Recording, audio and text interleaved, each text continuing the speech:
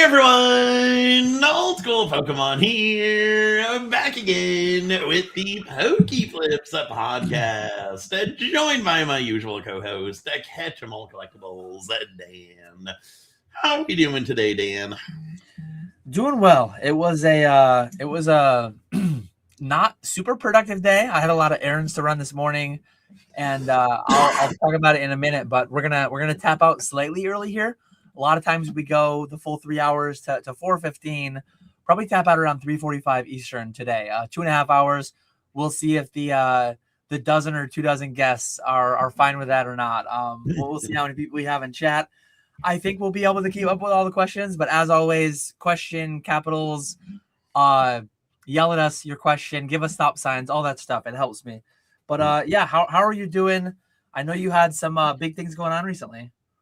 Yeah, I'm doing good. We're recovering from Collecticon weekend, which was an absolute blast. I had a really good time. That was a ton of fun. But yeah, trying to get recovered from that. It's a slow process getting everything organized, sorted through, getting the house back in order. So yeah, we're doing that this week. Why even go live?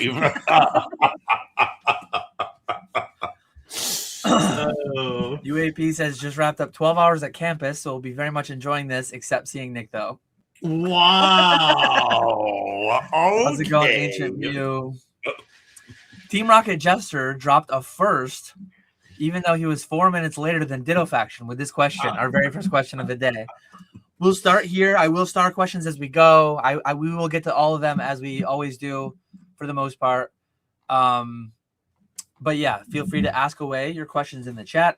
Gentlemen, I use that term loosely, as you should. What is a question you wish you were never asked again in relation to the hobby? What do you wish you were asked more? I'll let you go first, Nick. That's a good question. I think he asked it last night. Actually, he asked it yesterday in the Off Center podcast, because I listened back to that early this morning. I haven't listened to that one yet. No spoilers. Ditto Faction asked this question, so spoiler. Never asked again.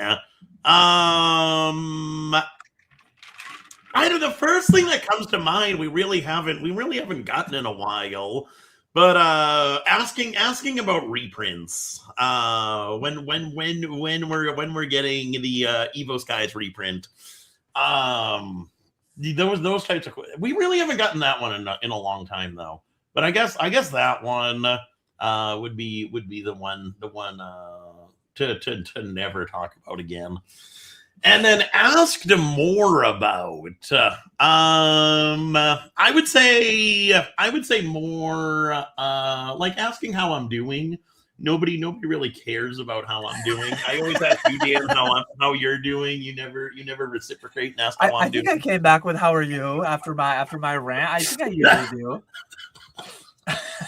No, I think that would be more of like eBay Live questions, like new people getting started, talking more about eBay Live.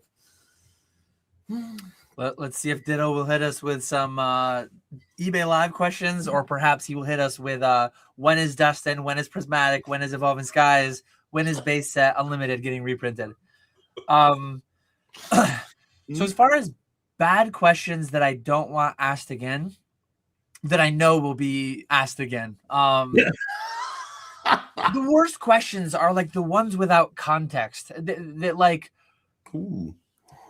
They ask the most broad thing of like what set is best, Ascended or Prismatic. We talk to some collectors here, and that's fine. We talk, like, if you want to ask me which set do I prefer personally as a collector, as someone to open, ask me in that context. Ask me with that framing. But if you ask what's better, Prismatic or Ascended, the time frames matter. Are you investing? Are you speculating? Are you opening? Like, EV, Ascended Heroes is better. If you like Evolutions as your favorite Pokemon, like Prismatic Evolutions is probably better. If you want to invest over a 6 month, 1 year, 5 year, 10 year time frame, I'm going to have different answers for different situations. But like, what should I buy without any context? What's better without any context? those are the ones that grind my gears. I will always set the stage with like, hey, this is what I'm buying and why. I am me with my own personal cash flow and situations, whatever, access to product. And so I always get driven a little bit nuts by the contextless questions that really 100% depend. And then what do I wish I was asked more? I guess it's kind of cheating because it's using the same thing. I wish it was like, hey, I'm 3 months into full time and I have 10 grand to work with and I have 5 grand in inventory. That would be a little bit dark only having that much capital for trying to be full time. But like, give me some particulars and then lay out like what you're facing, lay out what you're doing. Or like, I really do like the tax and the finance talk. I really do like the specific tax and finance talk. I'll hit you with the not financial advice, not tax advice, blah, blah, blah. But I'll hit you with like actual circumstances that I've been through myself. If I were in your shoes here, I would talk to my accountant about Roth IRAs for my kids. I would talk to my accountant about becoming an S corporation. I would talk to my accountant about business use of home and doing basic versus actual expenses on your vehicle and doing simplified square footage for your home office versus doing the actual cost of your home office. I think those are the kind of things that a lot of people just have no insight into how they work. And I think a lot of people have so much more room for optimization in things that they can tangibly change today or tomorrow, as opposed to like the reprint garbage, as opposed to like guessing on what's going to go up faster, what's going to go down slower, anything like that. That stuff, there's like objective, singular bits of data that can be shared that will improve their circumstances like today, immediately, guaranteed. G word. So there's my rant on that. I like it. This is not a skateboard channel, sadly. I think I've stepped on a skateboard twice, and both times I ended up on my butt immediately. I snowboarded in college. Not like I was an amazing snowboarder doing any kind of crazy tricks or anything, but I could go down the hill. I could get down the mountain pretty reasonably. Couple bad wipeouts when I was trying to go too fast or do something a little crazy. But I don't have amazing balance at all. I surprised myself with how decently I could snowboard. I don't think I could ever do anything on a skateboard because that just seems like it requires that much more balance. Yeah, I'm not good at that either. Starting some questions as we go. They jump on Pokemon skateboards at the end and rip a half pipe. Yes. Anyone go full time this week? I'm sure there's people out there that took the leap this week in particular. But as far as the KetchumAllCollectibles crew goes, there's a lot of new news bubbling. I don't know entirely what news is out and what news is not entirely out, but there's exciting things to come. And next week, it's not a Pokeflipz week, so I'm going to be live on my own channel. But I'm sure you've heard, like Bierski has a shop now that he's opening. Yeah. Did we talk about that? I can't remember if we talked about that 2 weeks ago on Flips or not. No. I couldn't remember. That's going to be exciting, though. I'm going to go down with like a minivan worth of stuff that I'm functionally consigning, I guess. He's going to have a bunch of sealed from me to like start out the shop, have a lot of different variety. It's stuff that doesn't work amazingly for me for live streams. It's a wide variety of stuff, but more think about things that are dark to ship. Think about the big. I've got some of the Costco type stuff. I've got some of the not that I want to make him look entirely like a scalper, but sometimes I buy collections and those things come in. Some perfect order product that isn't moving for us on the streams that I think would move in an LGS. But yeah, I'm really excited for Bierski. Really excited to help in whatever ways I can with that. But the trip next week is going to be a lot of fun. It looks like a pretty good space too. It's not massive, but then it's kind of like the perfect size. It's you'll be able to fill it with inventory so that there's not empty space, but then it's not super big where it's unmanageable for just him to handle. Yep. I like it. The only thing I will say is I don't like those checkerboard floors. It looks like a 50s diner.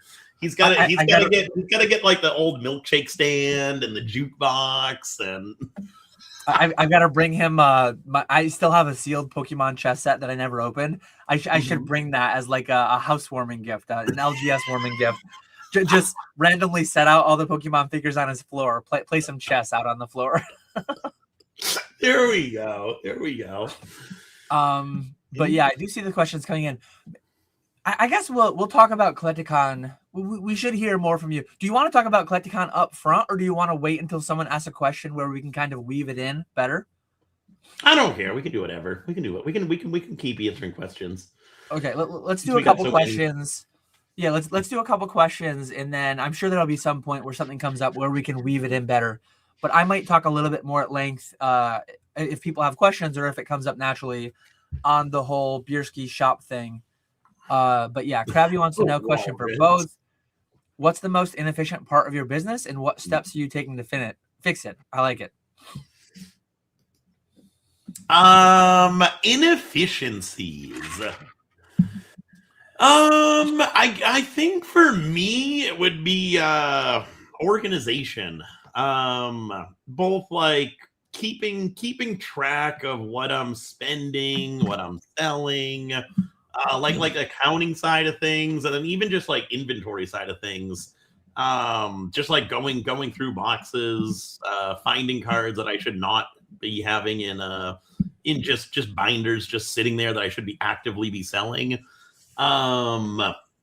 So this year I've gotten a lot better about keeping up with like the finance side of stuff. At the end of every month, I've been going through downloading my bank statements, my credit card statements, and actually inputting all that into a spreadsheet, kind of keeping up with it month by month, which will definitely help with tax time.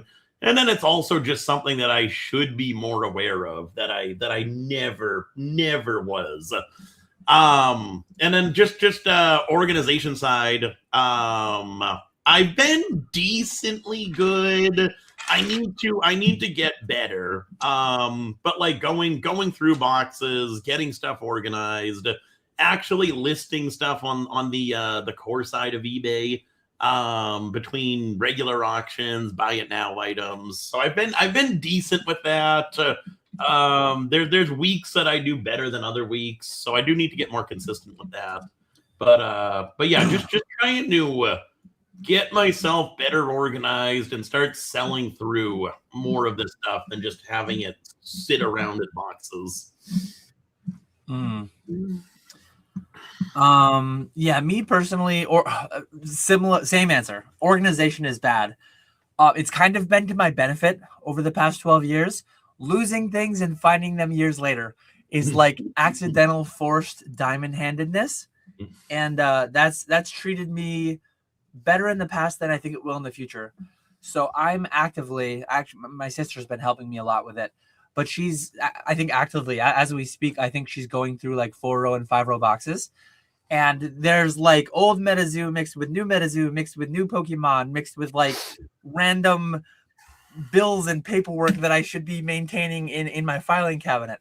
So another like relevant, timely thing on that front too is my dad came over yesterday, and I mentioned recently a few times that I'm going to be doing like a little warehouse expansion.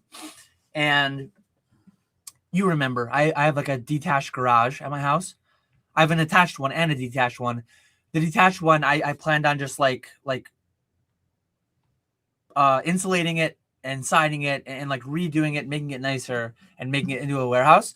But the building is shot. My dad came over yesterday and he's like, this is not, it is, anything is salvageable.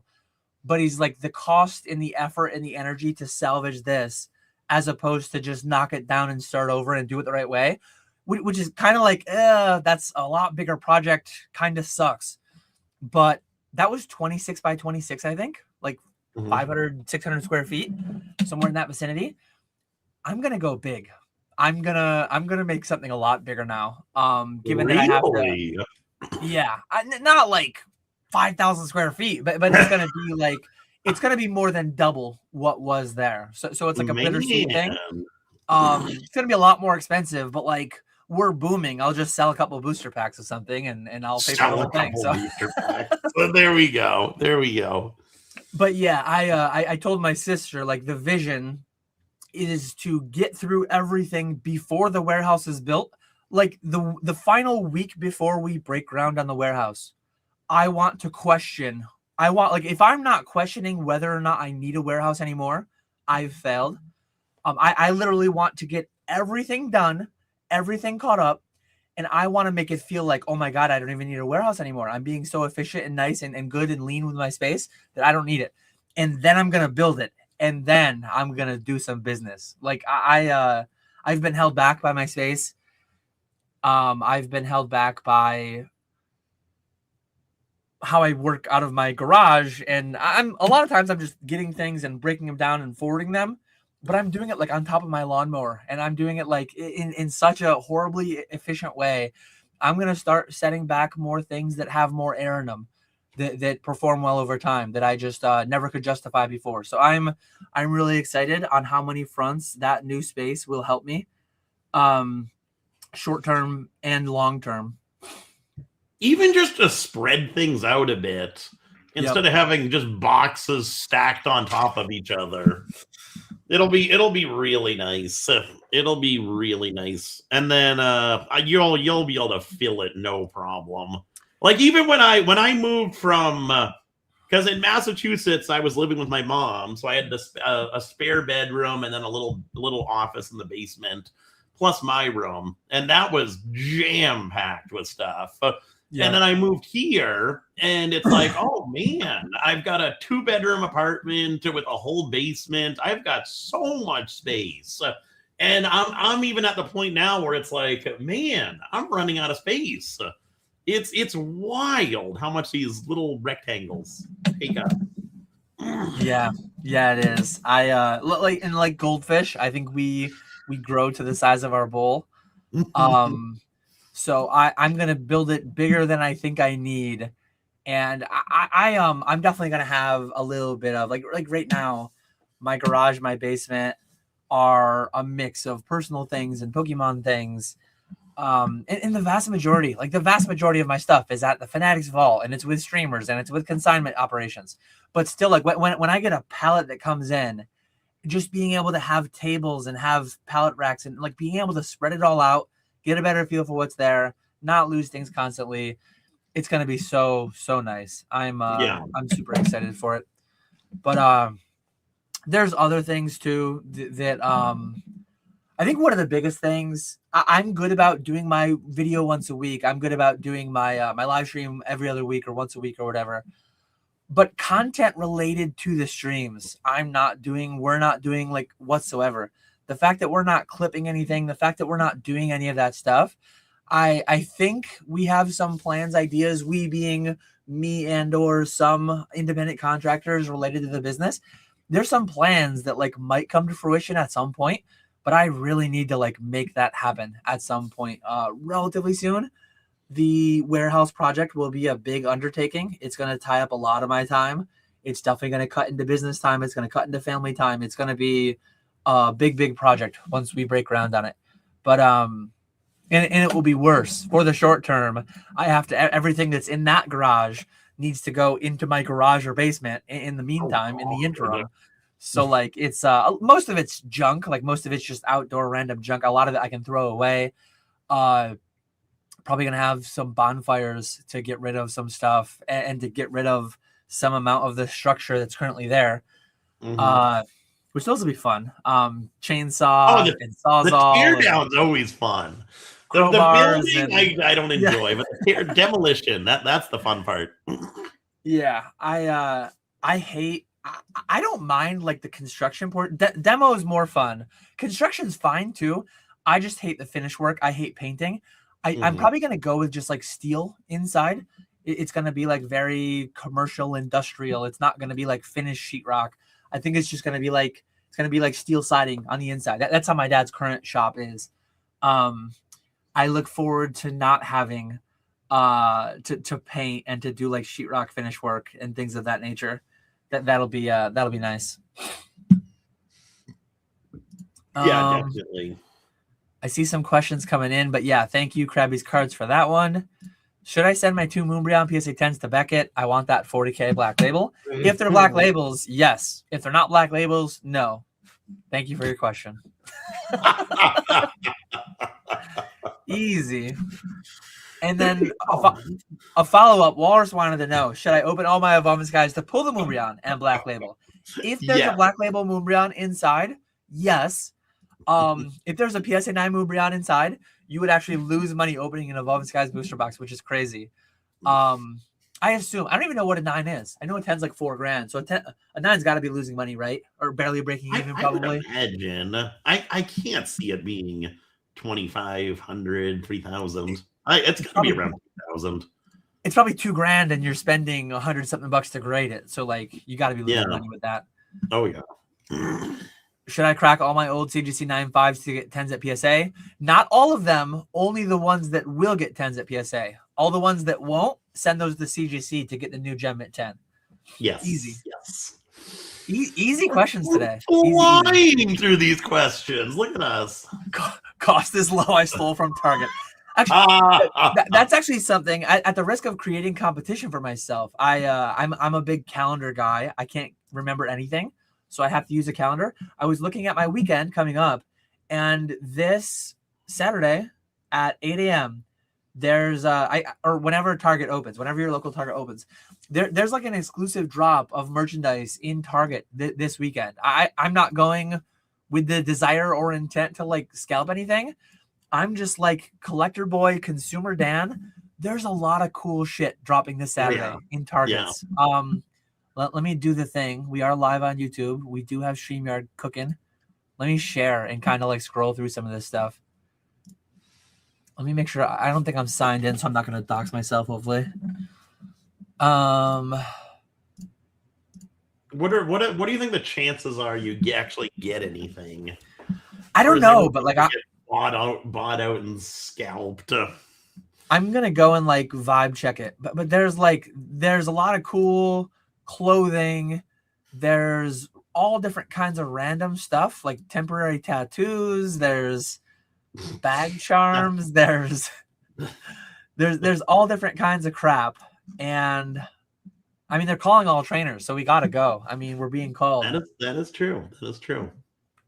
I'm just gonna go and like if there's tons of stuff, I'm gonna tell my kids like, here's early part of your birthday, here's early part of Christmas, here's early. Your dad is a crazy Pokemon master who is gonna give you guys $100 each to spend on random Pokemon crap because I just want more Pokemon crap in the house. But like this Kanto starter jacket, very 90s nostalgic, mystery water bottles. I mean they've got water bottle booster packs. What are we doing here? I'm going to buy, like, Nick, if they had a pallet of these and you thought they were scalpable, would you buy a pallet of them to sell on stream? Yes. For double your money. 100%. I want the Squirtle one. I'm hoping to pull a Squirtle one. I want that. I forget which hoodie. They got a kick, like a Pokeball kickball.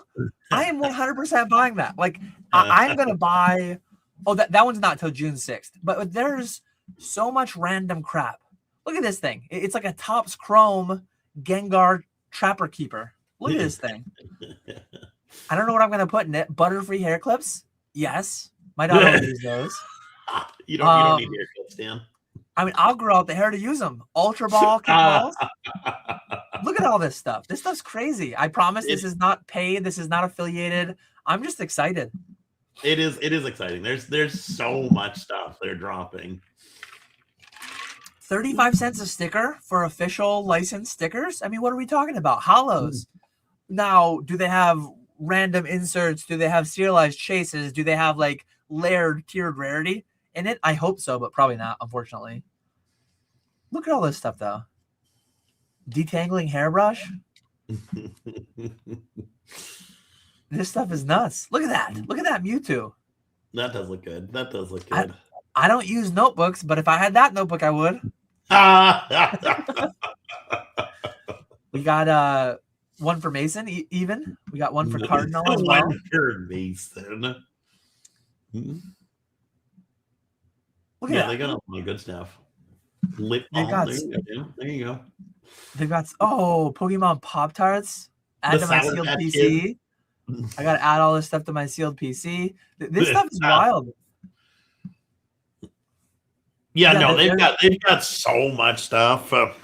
It'll be exciting. It'll be exciting. And I put it on my calendar for all the dates. I think it drops tomorrow in store, and then there's like multiple different waived drop dates for online. I thought it was Saturday, the 2nd. Or sorry, yeah, I'm thinking it's Friday for some reason. It drops Saturday the 2nd, and then I think it drops online the 3rd, the next day. Mm-hmm. And then I think there's a second wave drop that's in like June, which it was showing there. Yeah, Target drop 2 is June 6th. So I'm excited. I'm excited to see all that stuff, to see if there's like a mad rush of people at Target when it opens, if people will be trying to scalp it and flip it and dip it and stuff. But no, I think that'll be interesting. I feel like it's gotta. I see, like me. I don't know. Do I even try and go to a Target? I feel like you'll have good luck because you're the only one in your area. There's really not a single other person by you. But I wonder if like I would have luck being towards like the city. Because I was thinking about whether I should try going. Maybe I'll still try. I don't know. I feel like it will get instantly bought out. Yeah, I have no idea like how many people will try and be there. I'm gonna check my Target's hours. I think they open at 10, or maybe it is 8 a.m. 10 sounds late. I thought like malls and stuff usually open at 10. No, it is 8 a.m. Ooh, do I want to go that early? That's early. I'll probably go when it opens, though. I'll probably try to plan to hit it right when it opens. We do have a fairly busy day that day, so I probably will have to go. Yeah, because we've got like baseball and all different kinds of crap going on. But I'll probably go right when it drops and just see what I see, and then I'll bring donuts home to the wife and kids. They'll probably not come with me that early. Yeah, I don't think maybe my son would, if I tell him, hey, if I bribe him with $100 of Pokemon merch that he can pick himself, maybe he'll wake up early on a weekend with me. Dan has to compete with deer to buy Pokemon. There are a lot of deer up here. Continuing on with the questions, though.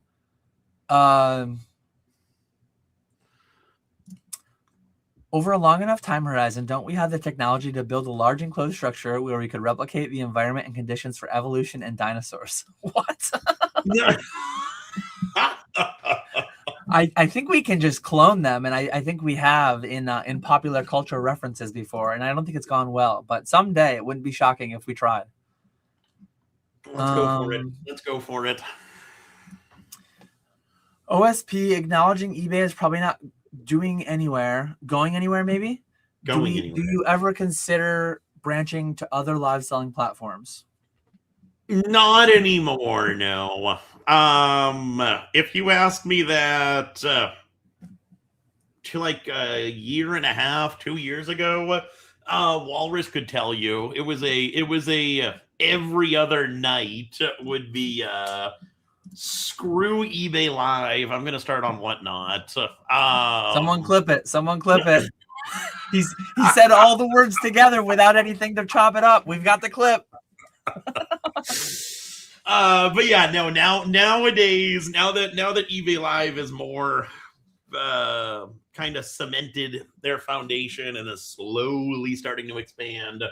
I think eBay Live is going to be the place to be. So yeah, I want to stick with them. They've treated me very, very well over the past 3 years. So I want to keep up that relationship and continue to grow with them. I think there is definitely something to be said. Yes, you have the massive growing pains being on a platform from the beginning. But I do think there's something to be said about being that initial guinea pig. They're willing to work with you a lot more. Whereas if you're just getting on the platform now, they might not listen to your feedback as much. Like the same for you, Dan, with Fanatics. I'm sure they take your opinion higher than some random other seller who just got on there, and I'm sure you work closer with them than most people would. Yeah. I Whatnot has been calling me more lately, texting and calling and emailing, and like on all fronts, they're just constant. I've spoken with them before. I don't think it hurts to talk to them. I'm not like contracted with eBay and or Fanatics or anything, but I'm already spread between eBay and Fanatics. I like what I have going on at both. There's pros and cons to every platform, as always. I don't think adding Whatnot adds anything major. But that said, if the right person approached me, like obviously I've got a thing going on where like I'm not the face. If the right person approached me and said, "Hey Dan, I want to be like leading the charge on KetchumAllCollectibles Whatnot," a conversation could happen. It would probably be more akin to what Grimer, Spat, and Bierski do, rather than what Ponga and PK do. Ponga and PK sell my stuff. PK entirely on Fanatics Live. Ponga on Fanatics and eBay now that he's full-time. Then Bierski does a little bit of instant rips on Fanatics Live, but he's mostly selling his own stuff on eBay. Grimer and Spat sell their own stuff on eBay.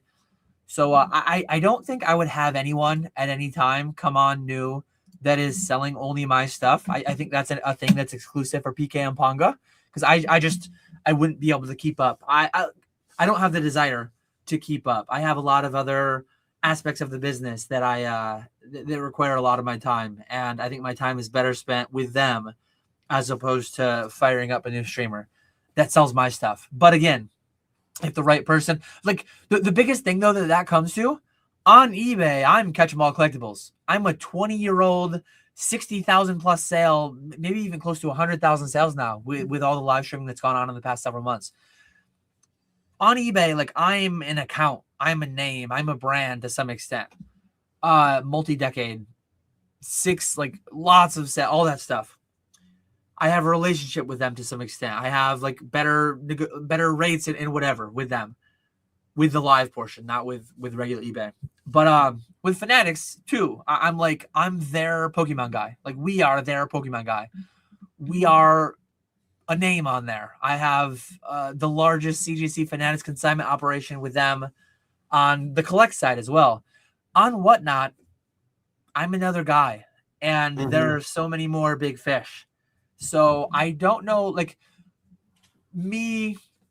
You got to listen to Off Center last night too, because they kind of talk about me and my operation a little bit too.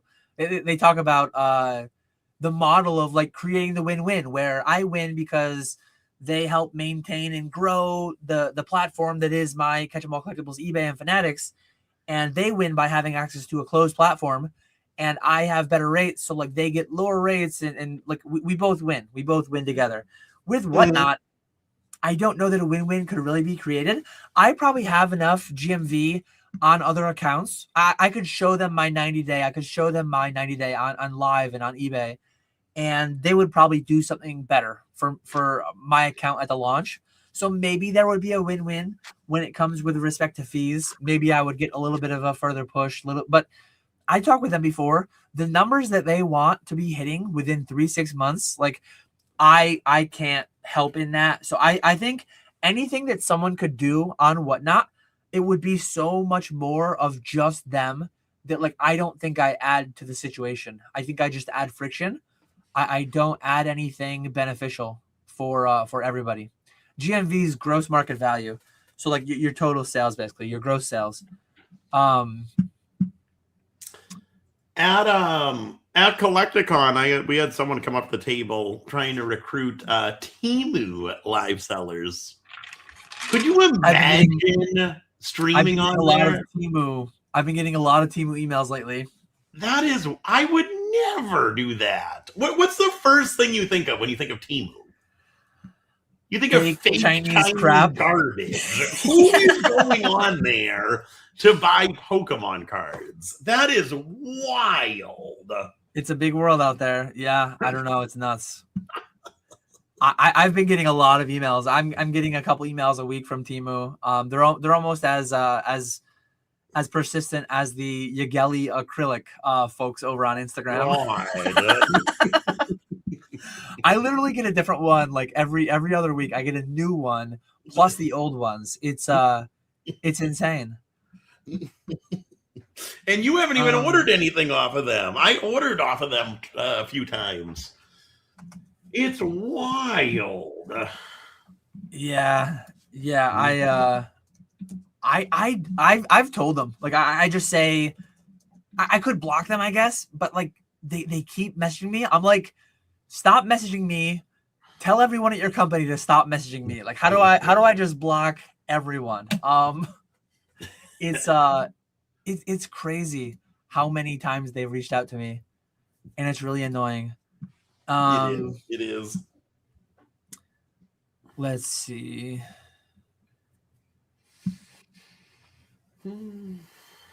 Whatnot texts me about once a week, and I'm a nobody. I guess you're not special, Dan. DMV, Department of Motor Vehicles.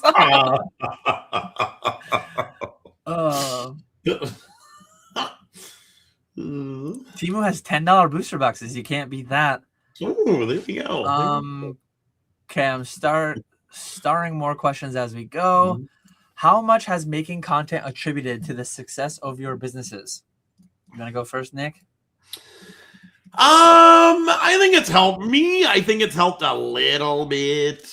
I've been so inconsistent with it, though. I stopped for a couple of years. I don't think it has been as big as for you over there. But I do think it is really helpful for people being able to put a face to the name. I think that's really, really helpful. And just being some username that nobody knows whatsoever. I'm gonna push back on that, and I'm gonna say that Pokeflipz alone is 99.9% of how and why Old School Pokemon exists at all. You owe everything to this, Nick. You owe everything to this. No, I think I say this all the time. Lean into your strengths. I think one of my strengths is that I'm a known, trusted face brand in the space. I use my eBay, my YouTube, my YouTube and my Instagram for like 80+% of my sourcing is done through my connections, and a lot of that came from and some of that's going back 12 years to creating the E4 account, and then 6 years ago creating the Instagram, and 5 years ago creating the YouTube. So, but that's by design. Like I lean into them because I have them. That's not to say that like if I stopped doing YouTube and Instagram tomorrow, I would fail as a business. Like one, a lot of the relationships were already created and would continue to exist. But the other part of that is that I wouldn't get new ones coming in, but I could lean into other aspects of my business that work entirely fine too. I could do business without YouTube, but since I'm doing business and doing YouTube, I lean into the strengths where I have them, if that makes sense. Yeah. Here we go. How was Collecticon? What a thought-provoking question. No, it was a really good time. We had a lot of fun. Let us know what we're getting tomorrow. Are we getting like a full-fledged recap video? I saw, shout out to Greeny. He had a little bit of a recap video. Shout out to the Off Center podcast. They talked about Chicago a little bit. But yeah, what can we expect tomorrow? I don't know. Highvind recorded so there's gonna be a few videos. We got a vendor buying POV video of all the buys that I made at the table. We've got a walking around buying for my anniversary stream. And then we've got a one like really cool pickup. So there's gonna be 3 Collecticon videos. I don't know which one's gonna be uploaded tomorrow. If any of them. It might just be a regular Friday video. Because he's gotta clip all that stuff and put it together. He texted me. I don't know what he said, but we'll all find out together tomorrow. It'll be a mystery. So definitely look forward to that, whatever video it might be. But yeah, it was a really, really good show. It was absolutely packed on Saturday, which is normally the busier day. And then Sunday was the normal slow in the morning and then picked up in the afternoon. This one was a lot different compared to October. In October, it was nonstop buying, but sales were pretty slow.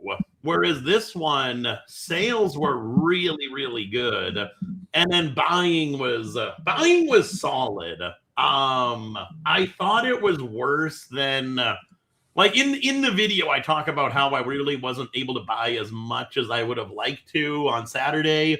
But then looking at everything I actually bought, we actually bought a good bit of stuff, both Saturday and Sunday. So it was a really successful show for both buying and selling. It is wild how much people are asking when they go up to sell stuff. I was pretty much offering 80% on the majority of stuff that came up, and there were a decent bit of people saying that was too low.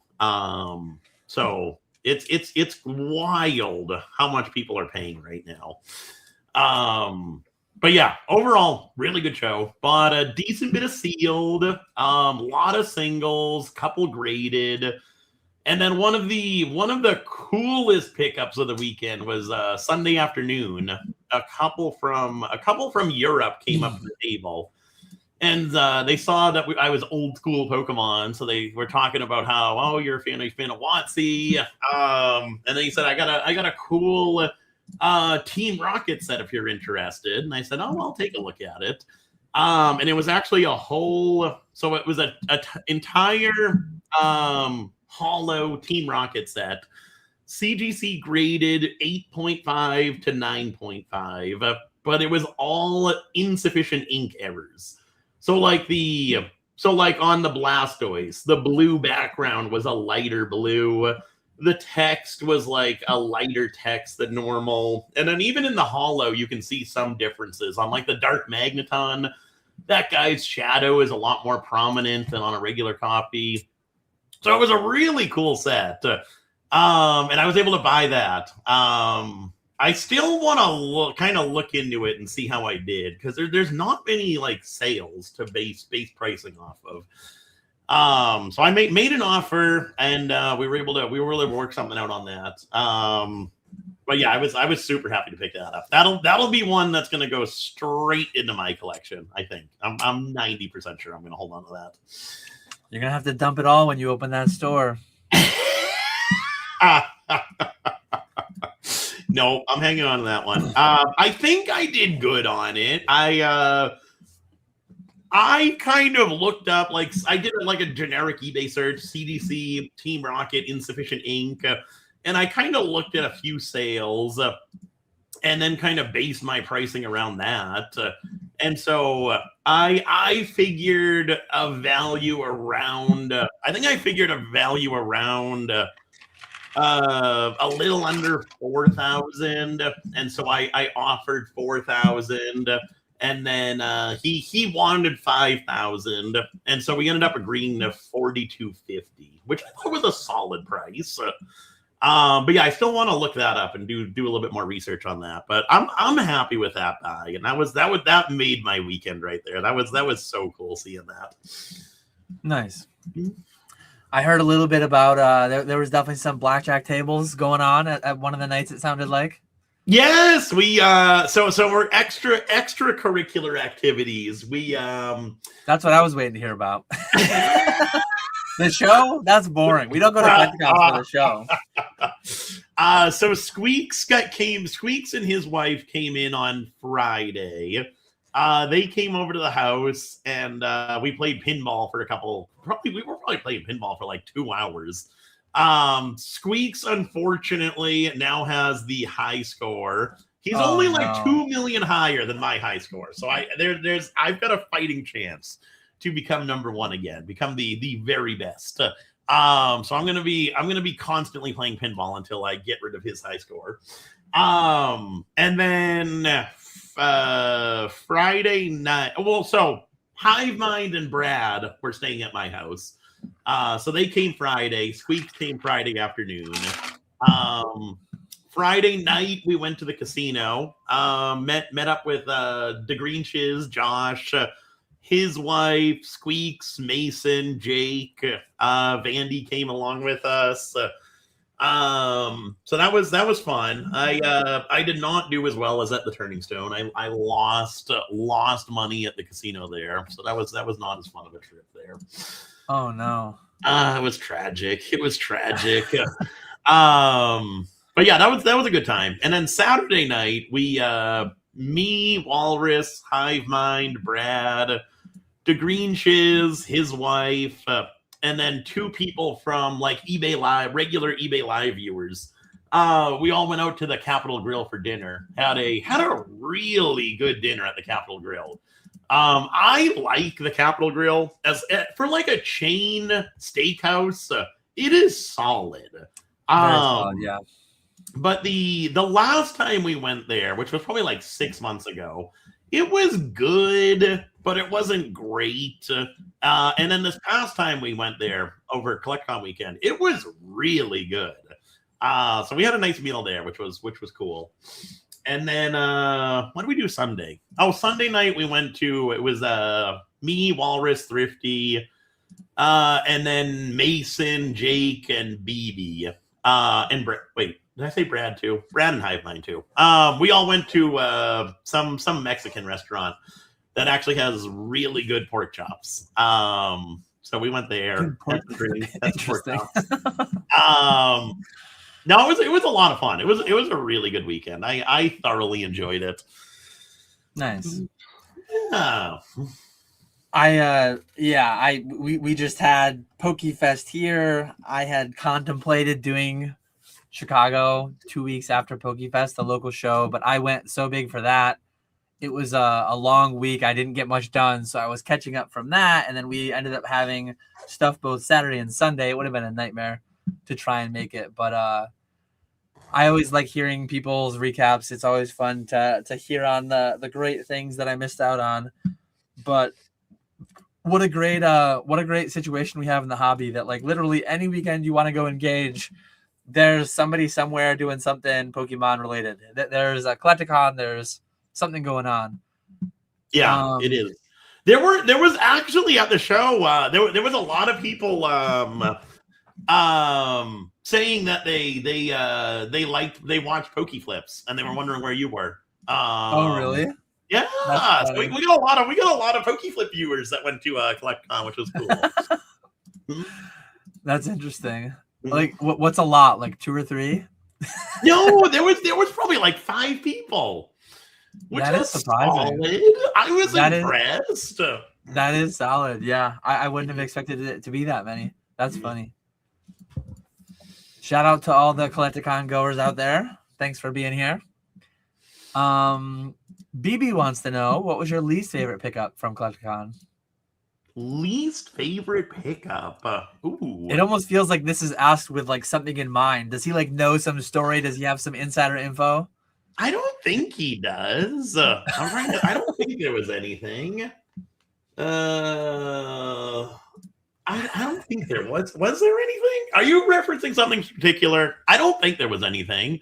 Maybe it's just a general thing. If it's just general, I would probably say like sealed stuff. Like I picked up a ton of prismatic packs and booster bundles and ETBs, which I needed it, so I'm glad I bought it. But that stuff is just so boring. I love being able to buy like card collections and look through different stuff. The sealed is just you see it all the time. So yeah, it would definitely be like the sealed stuff. I knew his favorite, so I went for his least favorite. Oh, okay.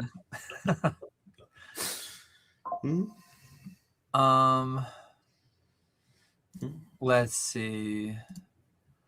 Oh, Brad says Nick went to the high roller room with the Collecticon owners. Yeah, on that was where it went all downhill. Because we originally got there, and DeGreen, Chiz, and Jake were at a blackjack table, so I joined them, and I was up like $300 after playing with them, and then I went to the high limit area with the brothers, and did not win any more money there. With the newly very liquid and more.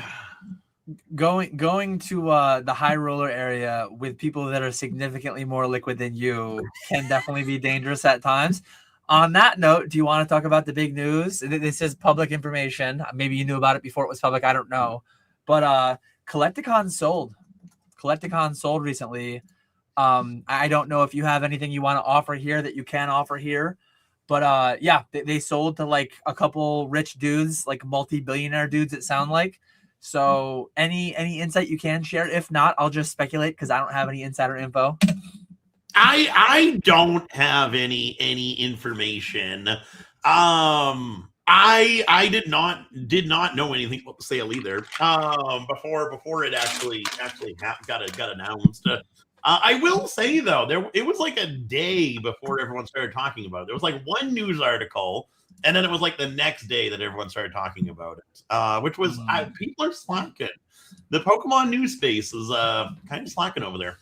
Yeah. But no, I just think about like we went to the very first Collecticon there was, and thinking back, that was only 2021. How much they've grown in 5 years. It's wild to think about how much they've grown, and then to be able to sell it off and make it. I don't know how much they made, but they definitely sold it for an absolute fortune. They are still going to. I don't know how it's set up, but the brothers are still going to kind of be like the day-to-day people. So we're still going to see them at the shows, which will be awesome. So they'll still kind of nothing. We won't see drastic changes for like the day-to-day operation of it. Hopefully I imagine they're going to add more shows. I'm completely speculating, but I think we'll start to see international shows. I think that'll be kind of one of the big things that we see from it. Start doing shows in like Europe, Australia, Japan. That'd be wild. So yeah, but it's really exciting. I think it's actually big news because it's just like another example of like this institutional money coming into Pokemon, and it kind of reaffirms Pokemon is a thing. It is going to be here to stay, because these people aren't dumping this much money into into something that's going to be just like a fad. So it is really cool to see. Yeah, I think it's very reasonable presumption that the investors who bought Collecticon want to see a good ROI. I think they want to make money on their money. So low-hanging fruit would be one of two things, and I think we'll see some amount of both. I would expect rising prices. I would expect to some extent the prices. Booths is probably the lowest hanging fruit. The amount of times that those get botted out within a minute, and having higher prices, maybe having the same price for half the tables in the thing, but then the ones concentrated towards the front, the entrance, the more desirable ones, have them be like a tiered thing. So you could make it so 50% of the tables are the same price they are today, and then you could have the other 50% kind of scale up to double the same cost. Because I don't know about you or people out here that are listening, but I think there are certain tables that are worth twice as much as other tables in the venue. I don't think that would be unreasonable at all. And then another thing, like, yeah, if you've got 20 locations, 24 events currently, or 26, whatever it is this year, I'd be shocked if it wasn't at least 25% higher than that next year, whether all domestic, whether adding. I wouldn't be shocked if there were 2 Collecticons in one given weekend. at some point in the future, whether that's 5 years from now or whether that's 5 months from now. I don't know, but probably not 5 months from now, but a couple years from now. It wouldn't be shocking because the world, at least the world we live in today, there is demand. There is demand for it. Shows are popping up everywhere. Collecticon has a name, a brand. They've got people who know how to run it. Maybe the new investors will work on turning the volume down to the concerts a little bit. Maybe they'll work on some of the gripes that us in our little bubble have had. But overall, like, they're crushing and they're printing money from what I understand. So they've gotta be. I think they printed money in their exit as well. So yeah, props to all the Collecticon owners for sure. When I talked with the Collecticon brothers about the sale and the dollar amount, they said, "Who are you?" and walked away. Yeah, I wouldn't be shocked if they were to do something where, and then just like more branding, and I think Collecticon does well with brand partnerships and all that. But I would think that like brand partnerships and leaning into more getting high-end sponsors and getting PSA and CGC and BGS to spend a lot of money to be a featured dealer, to be on the advertising, to be involved with all that. I think all the ways to monetize it will be looked into and leaned into more than they have been, which is just natural. That's how she goes. Yeah, I do think me and Walrus were talking about this, and then also I was talking with one of my friend vendors about that, and me and you have always said they need to raise pricing. And with Walrus, he was saying if you raise pricing, you eliminate like the small vendors, which makes Collecticon special. And I don't know. I didn't know if you would. But then I was talking with another vendor there and saying they need to raise pricing. And he was saying if they did, I said they can raise pricing to $1,000 a table and it would still instantly sell out. Look at the National. What? Look at the National. That's what I was saying. Tables are like $1,500, $2,000. And he was saying if they did some type of like guarantee, it'd be more worth it. Like if you did buy a table for that much and you were guaranteed to go to whichever shows you wanted to go to, it would be worth it. But even he was saying that would be high.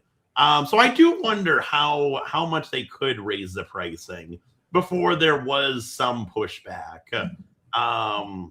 Because I definitely think they could easily double the pricing, and people would still be fine with it. But would everyone actually be okay with it, or would they get pushback?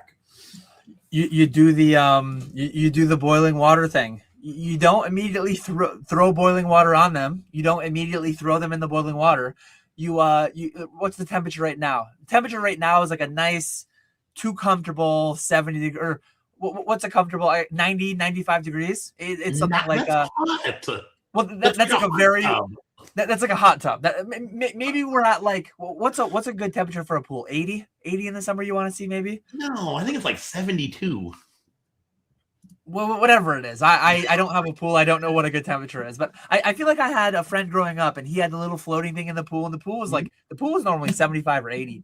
But anyway, so the pool's 72, 75, 80, whatever a reasonable temperature for a pool is.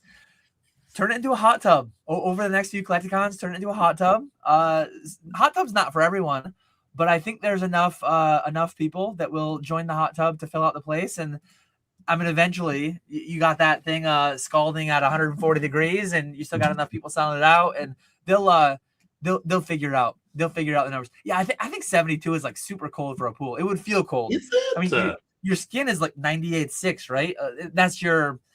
That's not really your skin temperature. That's your internal temperature. But I think low 70s feels relatively cold. Depending on what you're used to, though. Like I swim in lakes in upstate New York. I've definitely swam in 60-degree lakes, 55-degree lakes, late spring, early summer. But anyways, I think people understand what I'm saying there. Yeah. Because it is true. I wouldn't want it to become something where it's just massive shops at Collecticon as booths. That was one thing you'll hear in one of our videos of us walking around. Is one thing I do is I normally skip like the people who rent out massive like a whole section and have more of like a professional setup. I usually skip those tables and I'll focus on like the people who have 2-3 tables. Just because they're more willing to negotiate usually. Whereas if you have an actual store and you're set up with a whole section at Collecticon, I've never found those people willing to negotiate much on price. It's whatever they have it stickered at is what the price is.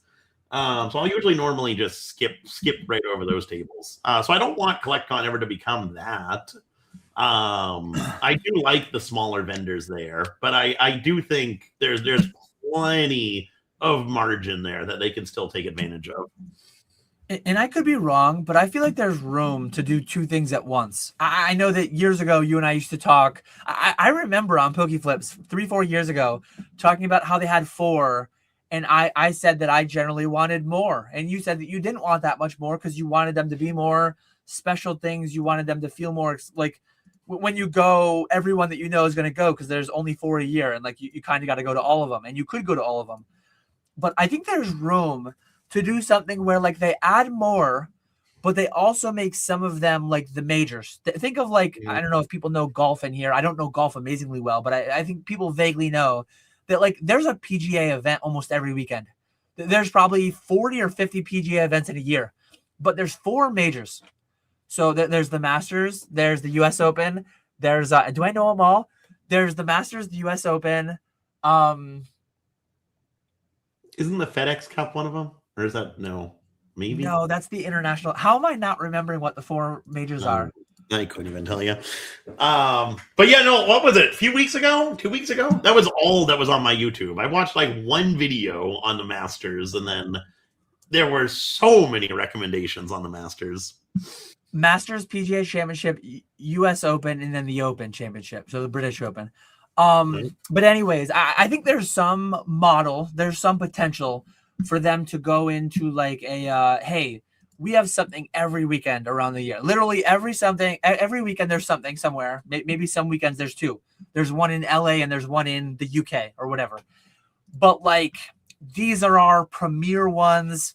Call them something different. Put them up on a pedestal and make those ones the more corporate-y, the more nationally, maybe the ones that more people will go to or the certain kind of people will go to. You charge more for the tables. I feel like that's a thing that could happen. I'm not like a super amazing branding guy, whatever.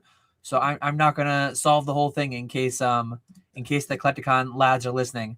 But I feel like there's a model there that could kind of please the people that miss what it used to be, where there was only 4 a year, 6 a year, and it was special. You could kind of have that, and then you could also have it's literally every weekend, everywhere, and we're printing money left and right, 24/7, 365. I think there is an avenue to that. Yeah.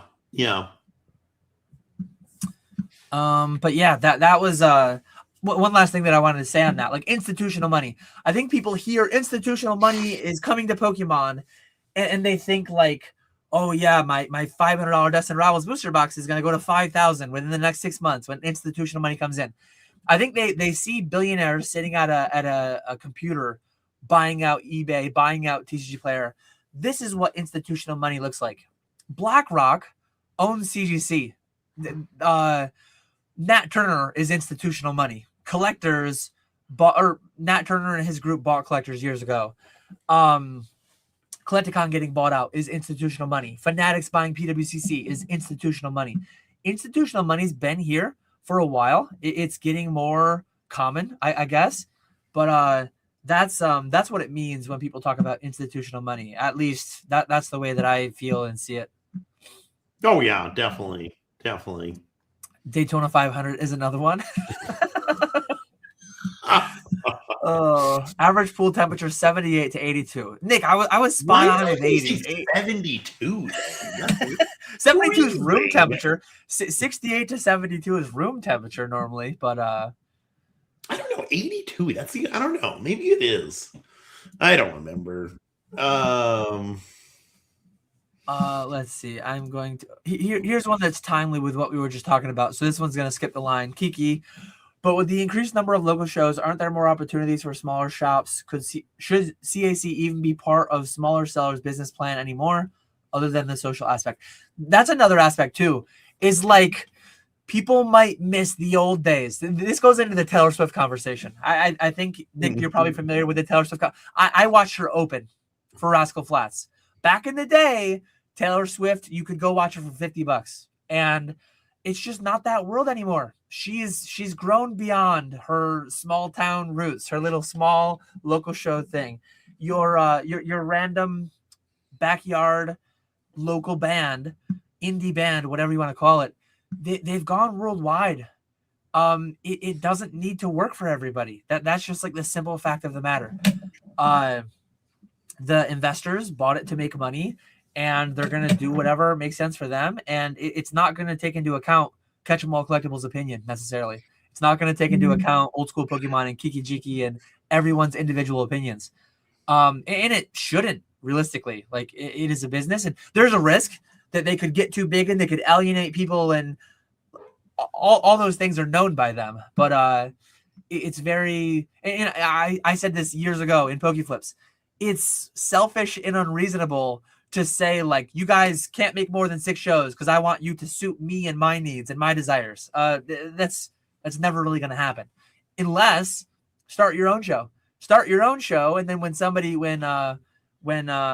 Monopoly Man comes up with a big bag of cash, say no. Good luck. Yeah. Good luck turning down the bag. No, I who knows?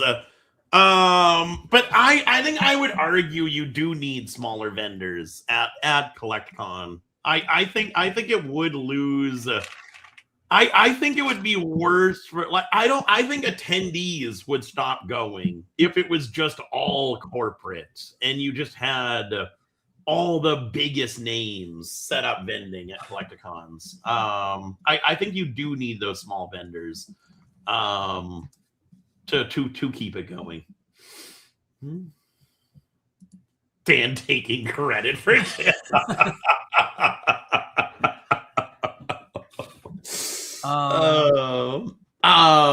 Yeah, I think you definitely do. Even with the small vendors can go to local shows, and that can supplement, like, when Collecticon's not in the area. But I don't think Collecticon should ever go fully corporate and completely eliminate the small vendor opportunity. You never go full corporate. Yes. Nick was arguing for 2 hours that Collecticon needs to get bigger and push out small sellers. This change up is wild. I never said I said small sellers need to make more money so they can afford tables. Quit being broke. He hit him with the quit being broke. I like it. Yeah, and I think that's the other thing is people need to stop lying and actually be truthful. That was the other thing this weekend is everyone, when you go up to any table, yes, how's the show going? And it's like everyone's saying, oh, it's decent, or it's been better. And it's like, you're not having a decent show at Collecticon. There's nobody that's having a slow show there. Everyone, I feel like unless you have your stuff stickered at like double market, you're going to kill it there. But nobody wants to admit that they're doing well. You know why? Because all the vendor POVs are listening, and they're worried that they're being AI fed into the IRS. That's what it is. But I think there's so many models. There's so many models for rewarding history. They can reward people who vended with them in the past. They can make it where, like, you're grandfathered into some better rate or some VIP system where if you vended X amount, you're able to get the tables first.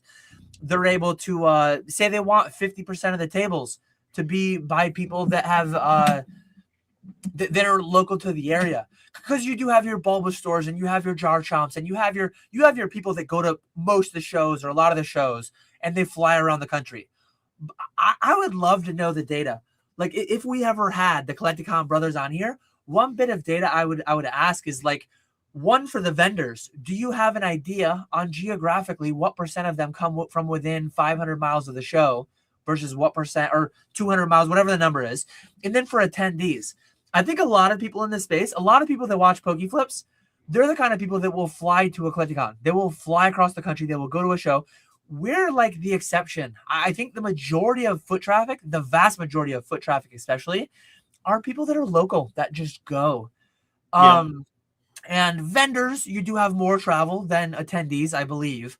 But yeah, like when I go to Denver Collecticon and we're at Swami's, I look around the room at Swami's, 90% of the people flew there. They traveled in. And then you go to Chicago and like a lot of people drove from afar. Like that's the exception.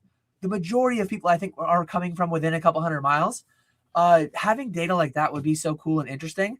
And say that 50% of your vendors are from within 200 miles at most of your shows.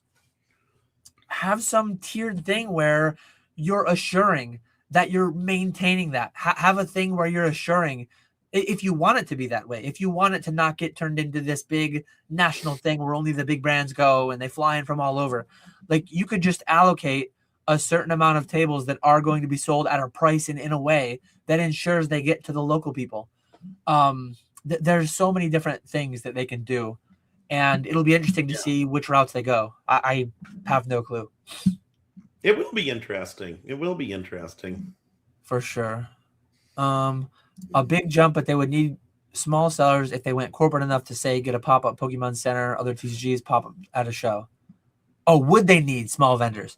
No, that's the thing. Like, yeah, if they want to go like whale hunting, maybe they get imagine that. Like Pokemon sets up a shop at Worlds every year. Imagine a Pokemon Center pop-up.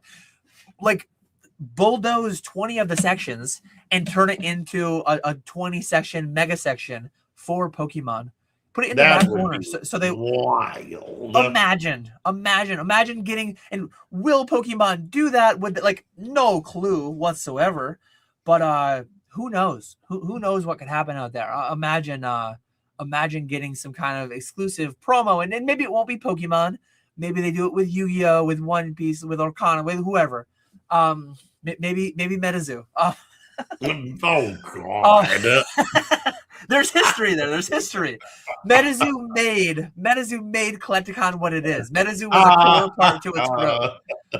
But yeah, there's so many opportunities. Like who the hell knows what's gonna happen? But I'm excited to follow along. And this year, I might only go to one Collecticon.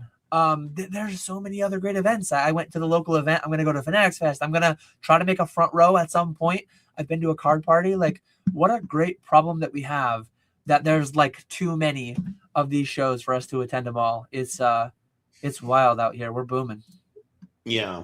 What was I gonna say? Oh, do we know anything about the Field Museum? Have they announced any promos or anything? I don't think they have. I'm aware that it's happening in Chicago next week. I think it's next week. It's that soon? Yeah, I don't know anything. Maybe somebody in chat will know. Let us know if you guys do.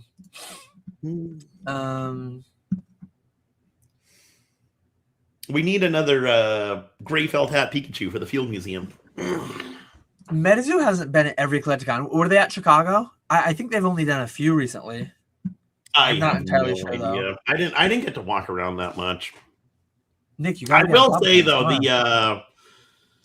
the eBay booth there was a little disappointing. They had streams there throughout the weekend for like eBay Live, but like, so eBay Live has this really nice like Airstream trailer set up for streaming.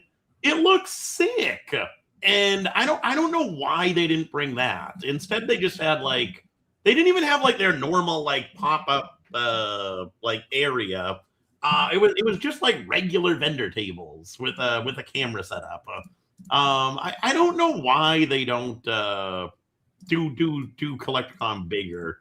Because like for Card Party, they'll have the whole setup, I'm sure, with the Airstream trailer and all that. I don't know why they don't do Collecticon bigger. I think that would be a really good opportunity for them. John wants to know. He wants a number put on it, Nick. I think it was 1,200. I was ready for 1,000 to follow that. I was going to ask you how many gray felt hats did we lose? How many gray felt hats? So not even half a gray felt hat. Who cares? What are we talking about? That's nothing. That's a rounding error.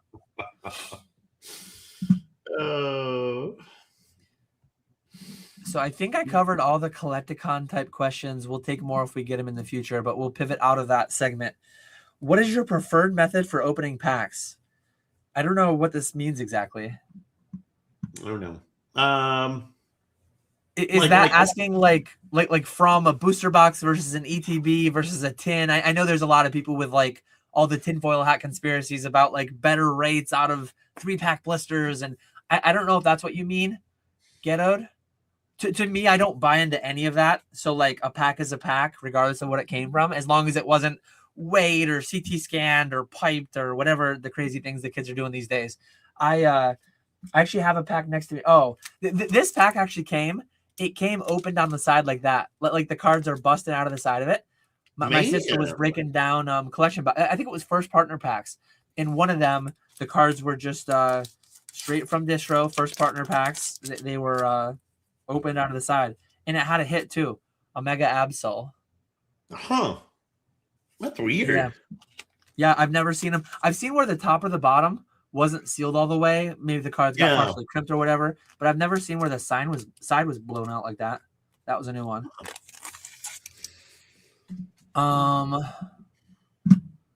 Are prismatic bundles really $100? That's wild if that's the case. I just bought them at the show last weekend. What were you paying? I paid $70 each, which was more than I wanted to pay. I was gonna say, if you paid $70, they must be 80 something. They were like 85, 82, holy 85 at the time. Crap. Oh my god, this is insane. Is it? Let me see. Look at this. Jeez. I literally I forget how many cases of these I got, but like the 25 count cases from distro. We just got restocked these from distro. Holy crap. I forget what they even charged me. But yeah, they were 66 in January. I bought a lot. In recent collections. I'm not surprised that they're 100 someday, but 100 already, damn near. 98 most recent sale. Wild. 98 market price. Celebrations is $40 a pack. Did somebody just say that? Grimer just said that. I'm gonna retire now. How many of those do you have set back? I've been selling mine.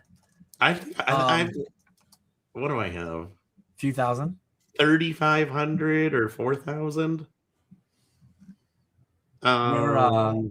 We are booming. I see 3,500. I see most recent sales $37.49 on Celebrations booster packs. That's $10 a card. Wild. That's $10 a card. Jeez. That's so. It's funny because before we went live, Nick and I were talking, and I said something to the tune of like, "We're booming," and people don't understand the extent to which we're booming. And then I'm being told all these prices where I did not realize the extent to which we're booming. How ironic. Absolutely insane. Absolutely insane. That's nice. I didn't know they were that high. I thought they were still like 25. I don't have 1,000 packs left. I probably have 500 to 1,000 somewhere in there. I guess I don't know what that's what I have here. I'm gonna look at my inventory quick and see what Ponga and PK have. I don't think much though. We don't sell a whole lot of it. Yeah, they only have a few hundred total. We've only sold 72 this year. I can believe it. Has your 151 and Crown Zenith slowed down? Oh yeah, a lot. Yeah, mine too. Yeah, Crown, we've only sold a couple hundred packs this year. But Ascended is flying. Prismatic is second, a long ways back. And then you've got like Destined and Phantasmal, third and fourth. And then I think Ascended is the new one. That's Black Bolt is our fifth. Do very well. Is Black Bolt in your top 5? Are you having a hard time keeping like black and white in stock? Yes. It's tough. It is. I would not be surprised if those performed really well. I wouldn't be surprised if those didn't get a reprint, or at least not nearly as extensive as a lot of the other sets. But like that said, I don't have some massive position of them. PK and Ponga are running on fumes as they have been. The reason that they're running on fumes is because I'm running on fumes. I would send them more if I had more, but I've been hot buy listing it lately, especially Black Bolt more than White Flare. But yeah, I don't have a whole lot as far as they go. Hopefully we get restocks on some distro product, but probably not enough. Yeah. It is crazy. It is wild. Radar said, I can't believe it's still going. I sold to the boom a year and a half ago. Yeah, this is why I created the pellets. Like if the pellets didn't exist, I would have not panic sold, but I would have sold everything on them by now. All my 151 would be gone. I would have sold almost all of it because I don't believe in the prices largely. I think it's too much too soon, almost across the board. And but that is literally why. Like I can't wait. When I make the new palette video, I'm gonna first go back and re-listen to the first one, re-listen to the second one. I'm gonna re-listen to all of them, and then I'll record the newest one, the 2-year birthday one. And I knew that some part inside of me, which has been the case straight for the past 12 years, I'm too bearish. I like long term. I think good things are gonna happen. But the things I think are going to happen in 10 or 15 or 20 years happen in 2, 3, or 5 years. So that is why I have 0 cases of XY product left. That is why I have 0 cases of Sun and Moon era product left. That is why I created the palettes. I am forcing myself. Like in 10 years, I will have some amount of Sword Shield. Maybe it's only a couple cases, but it's a couple cases more than if the palettes didn't exist. Yeah. We are early. We might be. We probably are, but also maybe not. But also, who cares? It was funny. I like the off-center podcast a lot.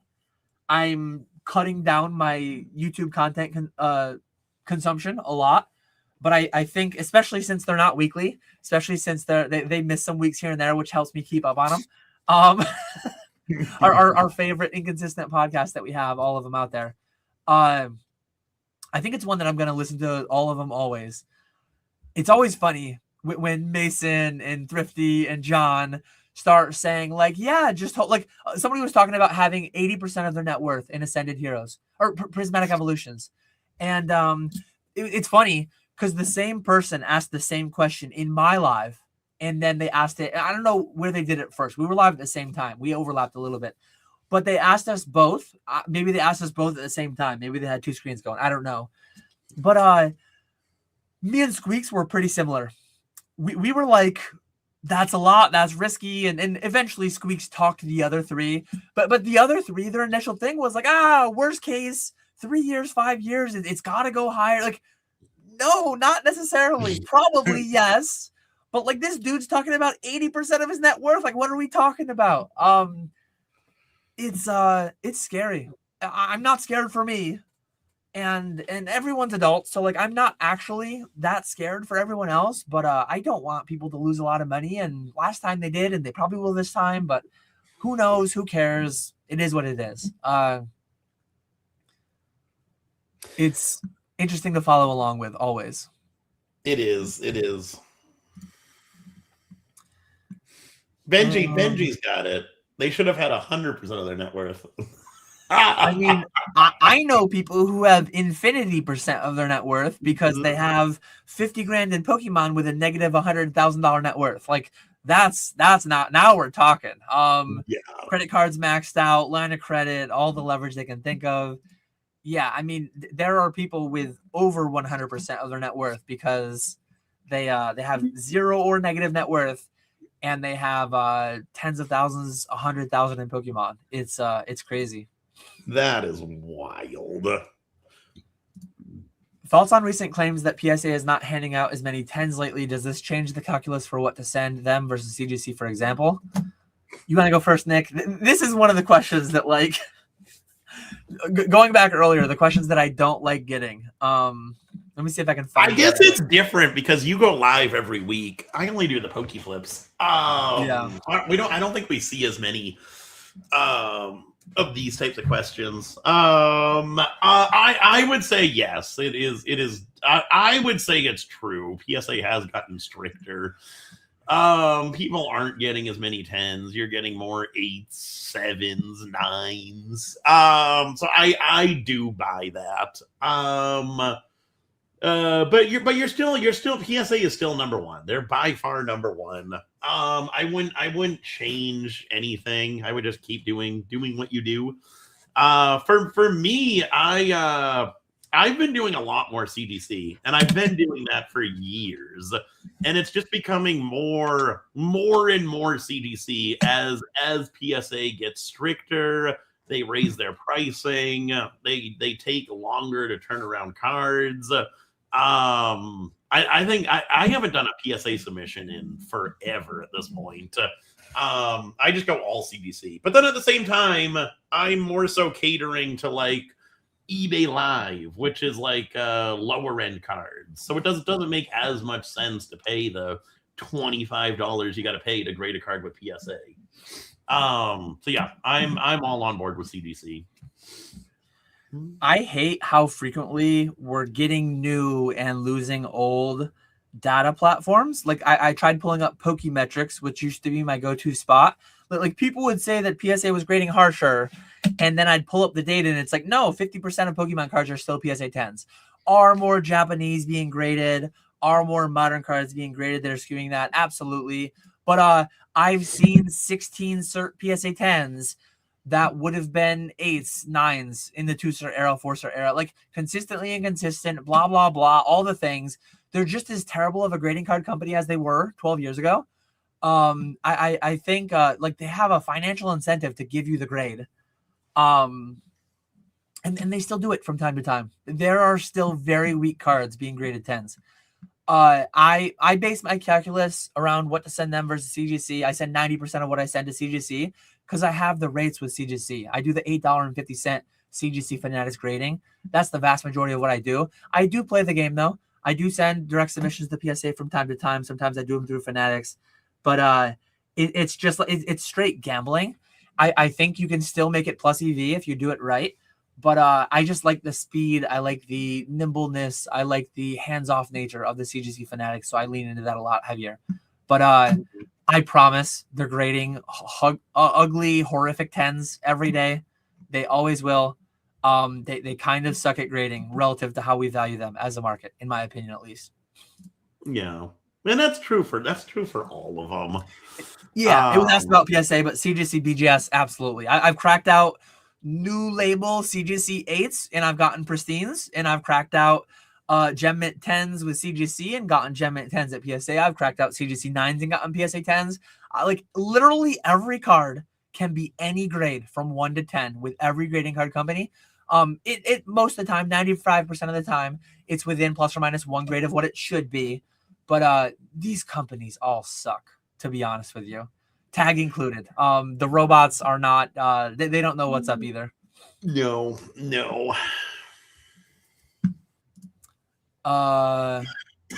What percentage of your sales are outside the US?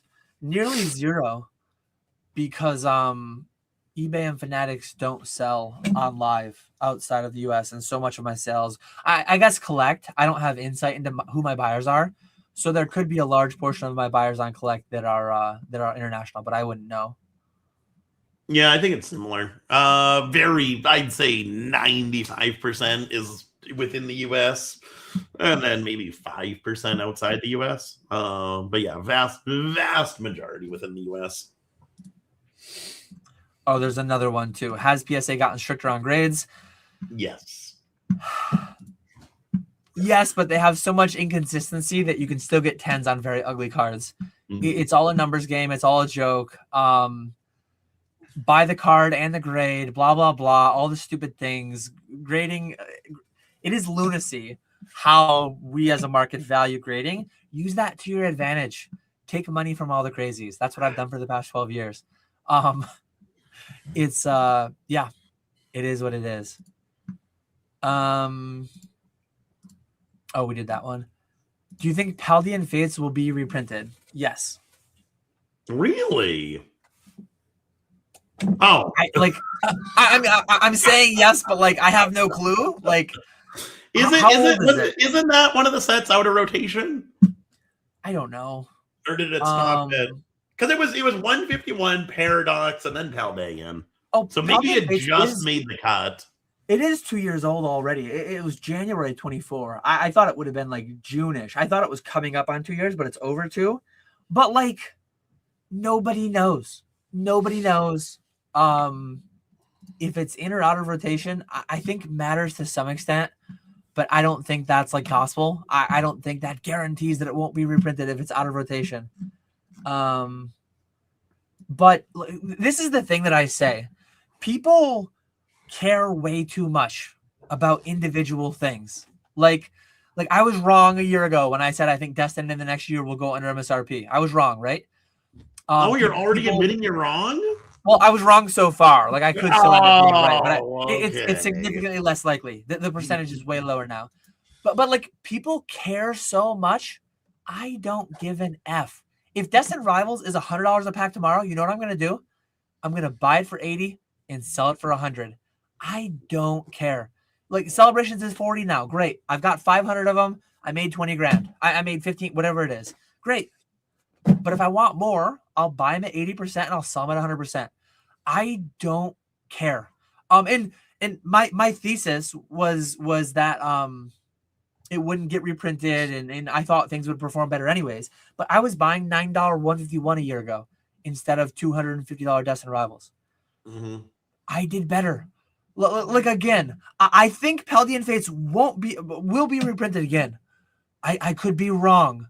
I could miss out not going and buying 1,000 packs out of Paldean Fates today as we speak. But you know what? The things that I'm buying, I think will do better than having put an additional 100 or 1,000 or 5,000 packs of Paldean Fates.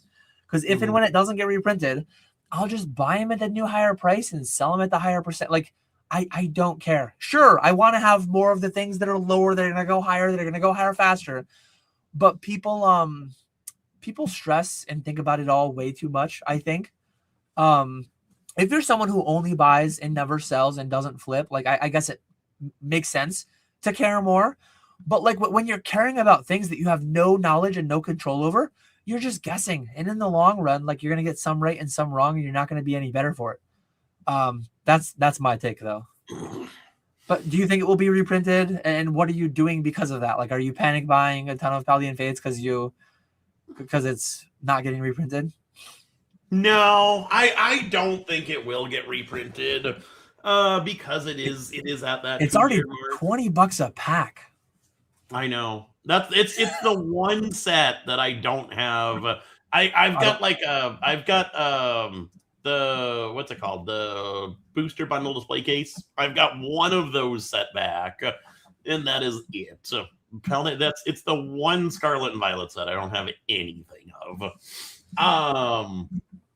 But yeah, I'm not buying any.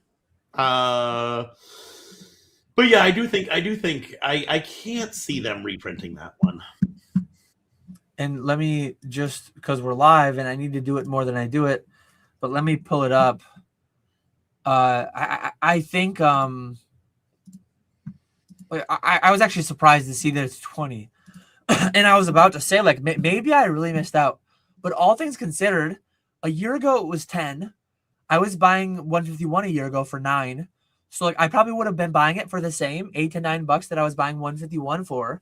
And 151's outperformed it. So like I don't think I missed out in any regard. I think not buying it today, I don't think I'll be missing out.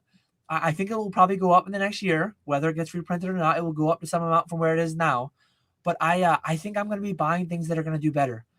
But you're not going to time all the tops. You're not going to time all the bottoms. You're not going to have infinitely amounts of everything that doubles and triples and 5Xs. And I think people, and I'm not saying this about Ancient Mew. I'm not saying this about anyone in particular. But I think some people just get so like lost in, oh my God, this thing doubled and I didn't have any of it. Most of what you had was 151 and that tripled. Like what the hell? Yeah, like, exactly. Why are you getting FOMO about a thing that you beat? Like the single biggest thing that I added on that in the 3 months between March and June of last year, all my videos, all my live streams, everything is there. Go check it out. All my hot buy lists are there on my Instagram. $9 151 I was adding for like 6 months straight. I think I was buying 151 at $9 from like from January of 25 until like June or July of 25, and then it started rocketing off and I started buying it slower. But I'm still buying 151 today. I'm selling some at full market plus a little markup, and then I'm buying some at 80%, as I always do. I love all this stuff, but I don't need any of it. And I think too many people too frequently like need things. And that's just that's super negative EV to feel FOMO and to feel like you need this set, that set. I'm actually going to pull this up. Oops. Why am I on the wrong one? Let me stop that share and share again. Ancient Mew, I gotta disagree with you. Paldean Fates is the best shiny set. It goes Paldean Fates, then Hidden Fates, then Shining Fates. I was buying 151 for $9.25 a pack at the same time. Let's see if we can actually find a Paldean Fates here. Right there, $9.50 a pack. Yeah. So I was buying 151 less than 9 months ago, actually about 9 months ago, for like, yeah, I don't feel like, do parts of me wish that I had more Paldean Fates? Yes, because number go up and, oh, dang, I don't have a lot and number went up. Well, the biggest thing that I added on that, and let's see, just so you know that I'm not making numbers up. Like my memory is not perfect. I never intentionally say the wrong dates, the wrong data. Sometimes I'm way off when I say something, but I'm usually pretty damn close. I was buying Prismatic for $9 in July of 2025. So these 3 packs, 151 was the clear winner by far. Like I still needed these for the streams. I don't regret having bought any of them for the streams, but this was the winner by far. Yeah, look at Crown Zenith. I was buying for $9.50 in July. Let's see what I was buying it back in. People don't believe me when I say this. I stopped buying Crown Zenith at 6 because I got so many in February. Let's go back to January because it was like $4 a pack.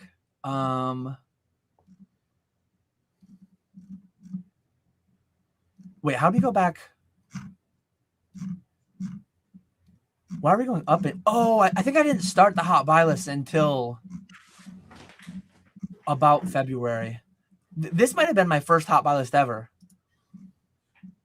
No, maybe this one. Anyways, in this time frame, maybe it wasn't on my hot buy list, but I was buying Crown Zenith in this time frame for $4 a pack. Sometimes as low as I got it as low as $3.50 a couple times. But anyway, looking at it, the Fusion has done so bad. Yeah, compared to everything else, yeah, Fusion Strike is just, I don't know why. It just does not want to go up in value.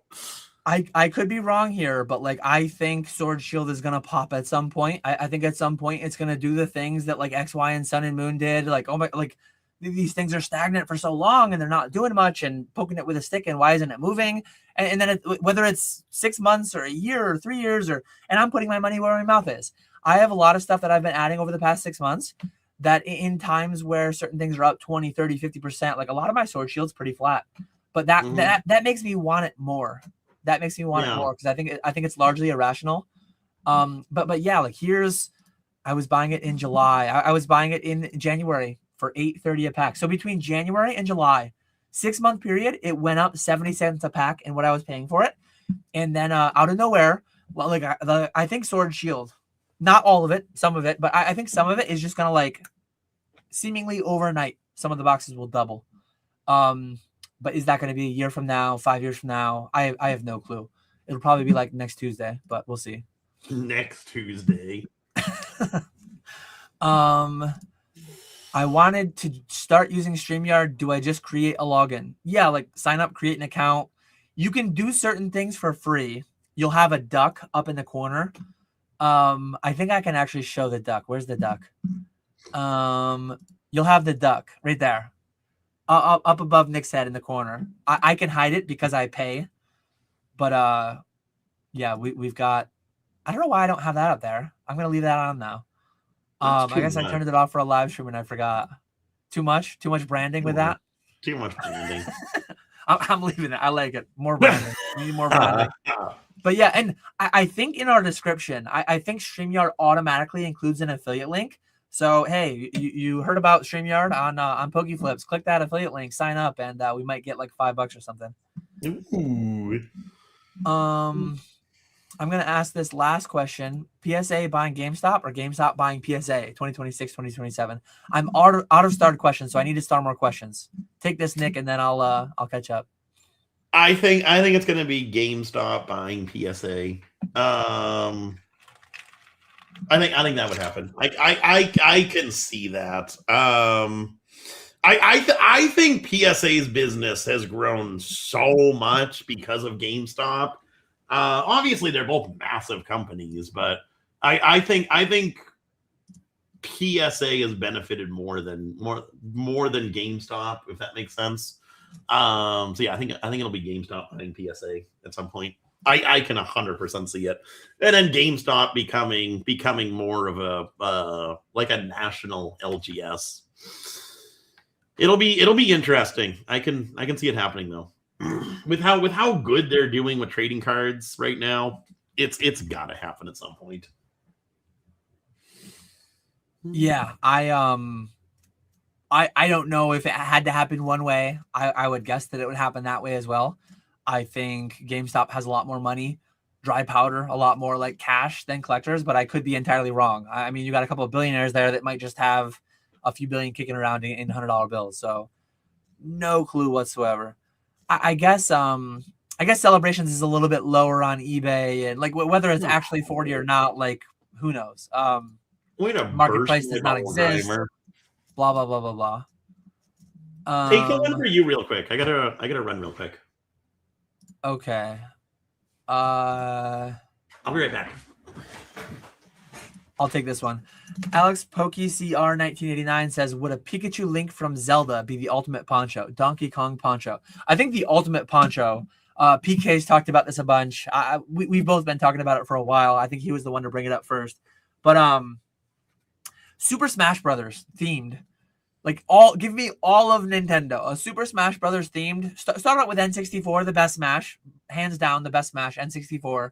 But do the Melee. Add in all the characters that Melee brought. Add in all the characters that Brawl brought. And imagine a Link and a Star Fox and a Samus and like all the properties. A Kirby Pikachu. Like all the properties that Nintendo has access to. Do Poncho Pikachus for that. That will be the best set of all time. Though the current best set of all time is Ascended.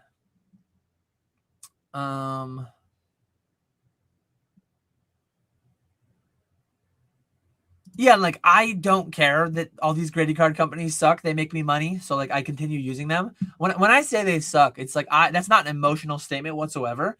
I think that's just an objective statement of fact. Is that they're like way more inconsistent for how the market values them than my taste would allow for. But yeah, like I don't care. I grade with them more than I ever have, and I will continue to grade with them more than I ever have in the future, as long as they keep making me a lot of money. But yeah, this one that I took was what's your ultimate poncho collab? I just said like all of Smash Brothers. Give me all of them. Give me a Smash Brothers promo set like the one that PK talks about. Hot take: Smash Brothers is a lame game. Oh man, it's that's so too far, dumb. It is the worst Mario game ever. I am not a fan. I'm not a fan at all. No, we need a Bowser Mario, Bowser Pikachu poncho. Bowser is by far the best Nintendo character. We need it. It is also a skill issue. I don't know how to play. I'm a button masher. See, that's why I like N64 Smash and I don't like Melee and Brawl as much, because Melee and Brawl are so much faster. I don't feel like I can tell what I'm doing. I feel like I'm button mashing more with those games. Whereas with N64, I can consciously like do moves and like see what's happening and respond to the feedback. Melee is just too hectic. Yeah. Paldean Fates has 3 IRs. Yuck. Oh, the IRs are awful. So bad. I'm starring more questions. There's a lot of questions. Here we go, Nick. You said a lot of people ask how Nick, the market's booming. How's the boom going? Nick, how are you doing? Are you booming, Nick? How are you doing? I appreciate the question, Evie. I am doing very good today. I am doing very good. Thank you for your concern about my well-being.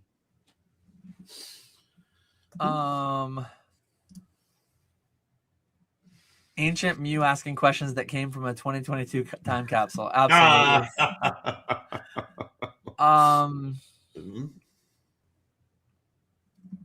I'm almost fully caught up, I think.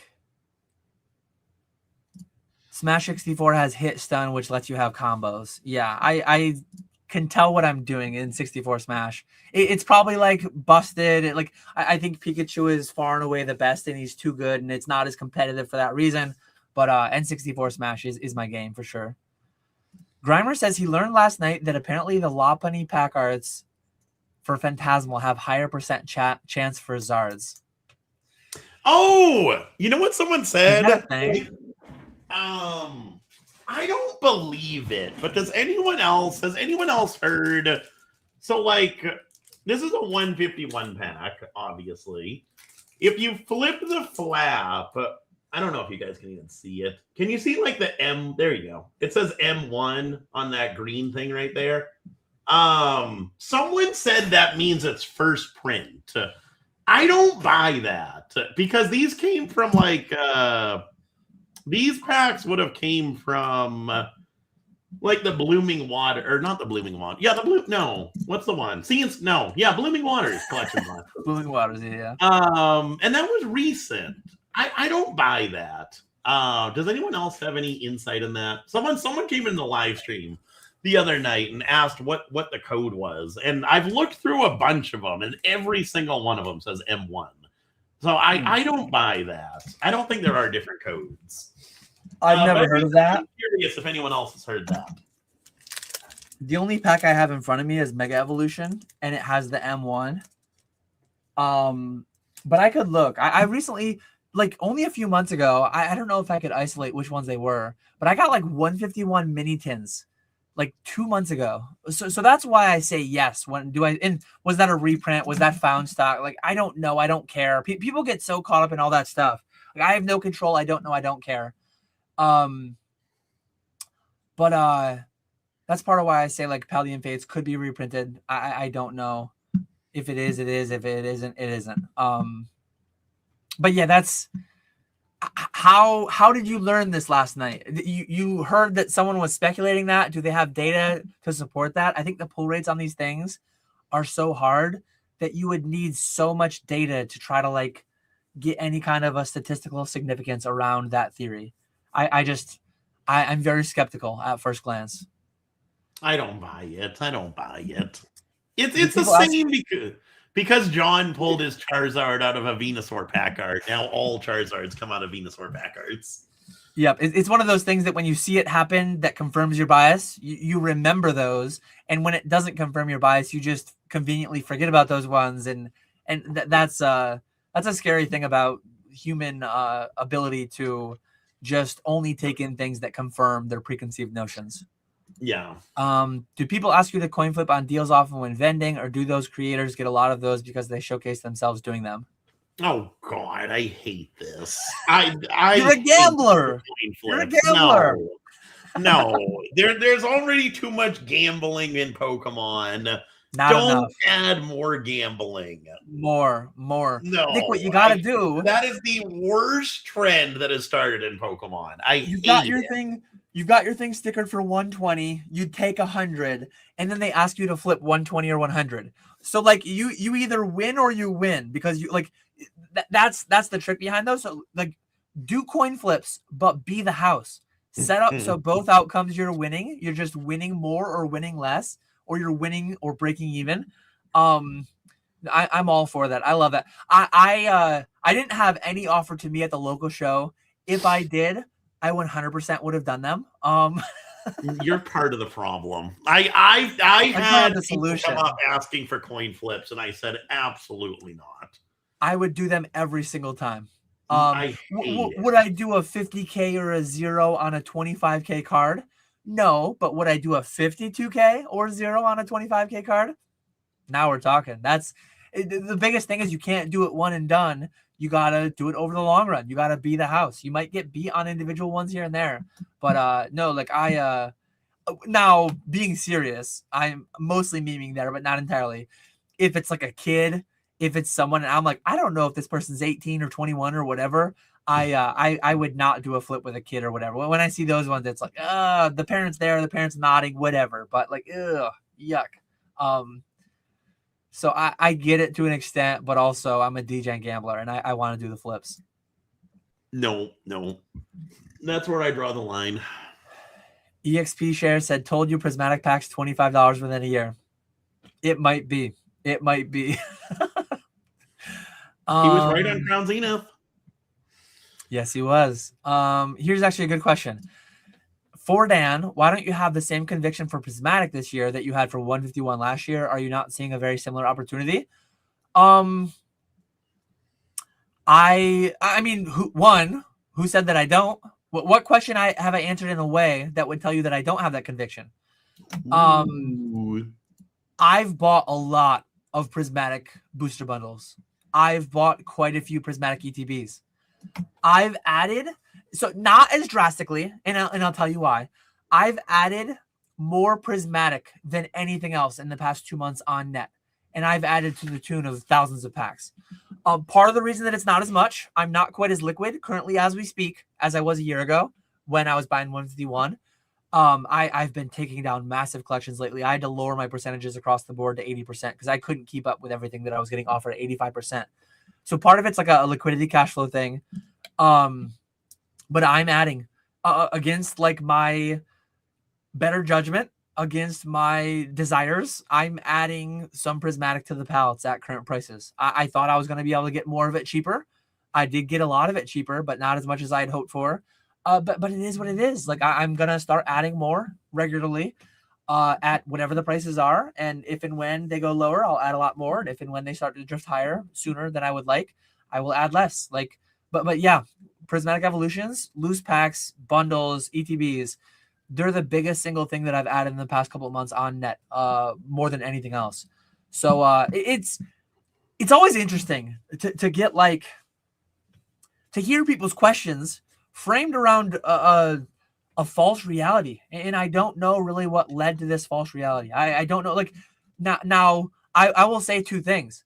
I bought a lot of prismatic in the past 2 months. I don't like the prices that I'm buying the prismatic at. I don't. But like it, relatively speaking to everything else, 151 stood out like a sore thumb.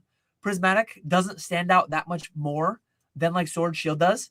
I in a lot of ways I like Sword Shield better, but I'm forcing myself to buy some prismatic. I like 151 better as a set. I think 151 is an S tier set. I think prismatic is an A tier set. So those are some of the reasons why that's peeling the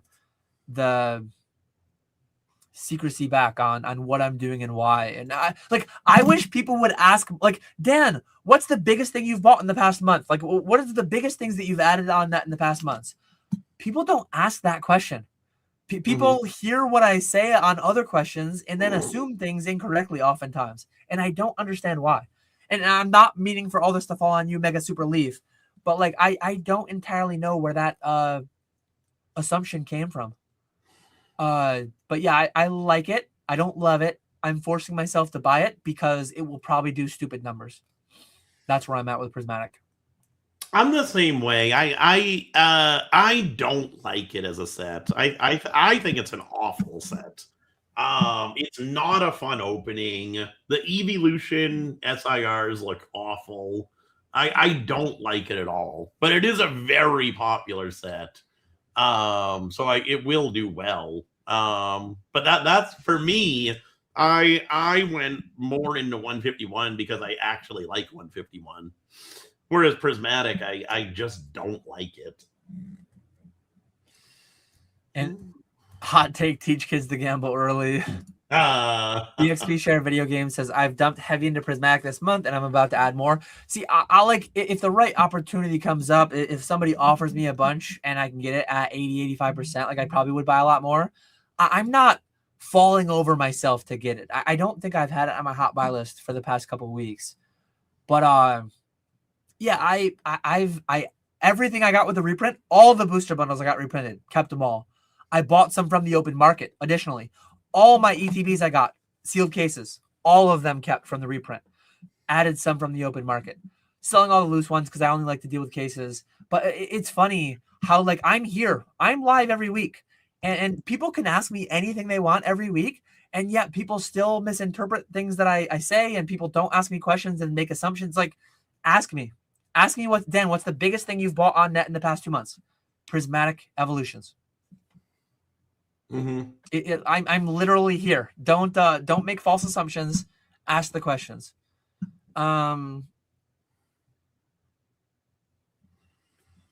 Let's see. If you have less than 80% of net worth in Prismatic, you're a bear. A gross bear.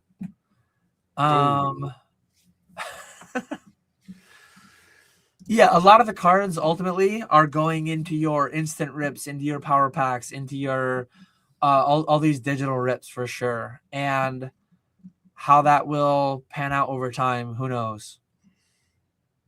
How's it going, Charlie? Nice to see you. Room for one more washed up old fogey in this chat. Always. Always love to hear from Charlie. I misinterpret it on purpose to drive comment engagement. You're welcome. Thank you. Thank you, Charlie, for the engagement.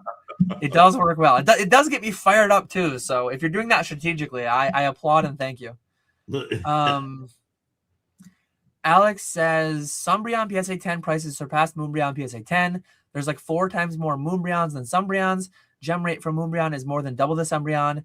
Do you think Moonbryon will catch up again? No. Really? I think Moonbryon, and mind you, keep context. I said this years ago when it was $1,000 PSA 10. I think it will age poorly. I think there will be. Really? Clearly, I've been wrong thus far. It's 4X'd. It's not aged poorly. But I think it's going to age poorly, holding that over the long term relative to a lot of other things. It's done way less than 151 did in the same time. It's done way less than Crown Zenith's done in the same time. Like, it has been outperformed by a lot of things that I've held, but it's also simultaneously outperformed a lot of other things that I held. But I think it's going to age poorly. It's got greater than 10,000 cards, and I don't care how good they are, and I don't care that it's the card of a generated bottle. Like, I don't care about all these things. It might age well, but I don't think it will. And like, there's going to be the Sombrion, and there's going to be the Mars Bryon, and there's going to be the Pluto Bryon, and there's going to be like all these different things. That's the issue. Like, a lot of cards, graded cards especially, part of the underlying issue I have with graded cards is I just fundamentally don't agree with the obscene multipliers that we as a hobby attribute to the cards. So like, I use grading as a business to like make more money on my inventory, but I do not speculate over the long term substantially on graded card premiums. That's what I mean when I say short plastic, long cardboard. I sell my slabs. I buy sealed. I buy cards. I sell labels. I buy cards. I sell labels. I buy sealed. I sell labels. I disagree. I think a big part of it is just because Prismatic is so much newer than Evolving Skies. Like, it would be interesting to see like the pop growth. Like, where are we at from when Evolving Skies was as old as Prismatic? Are we similar numbers? Are we lower? I don't know if there's any way to figure that out, but I think it's because Prismatic is so much newer than Evolving Skies. That's why the pop is is so much different. I think the Moonbryon, it's got so much history behind it. It's the card from the Sword and Shield era. We had the first boom of 2020 happen right around the time of Evolving Skies. There's just so much history behind it that I think the Moonbryon is one that you have to have. I'm shilling it because I recently picked one up. I had to have that card in my own collection. I don't necessarily like the card. I like the Umbreon V better than the VMAX. I think it's a good card, but it's not a great card. But because of how much people talk about it and the hype behind it, I think long term it's going to do really, really well.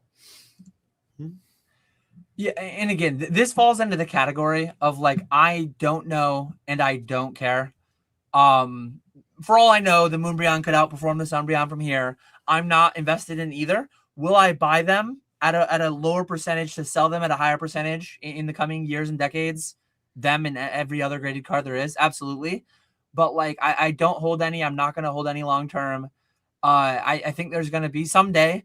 I think inevitably there will be serialized Pokemon, and I think a lot of these cards are just going to have to compete with newer, shinier, flashier artworks. And yeah, What would you buy? Same. You have to buy one.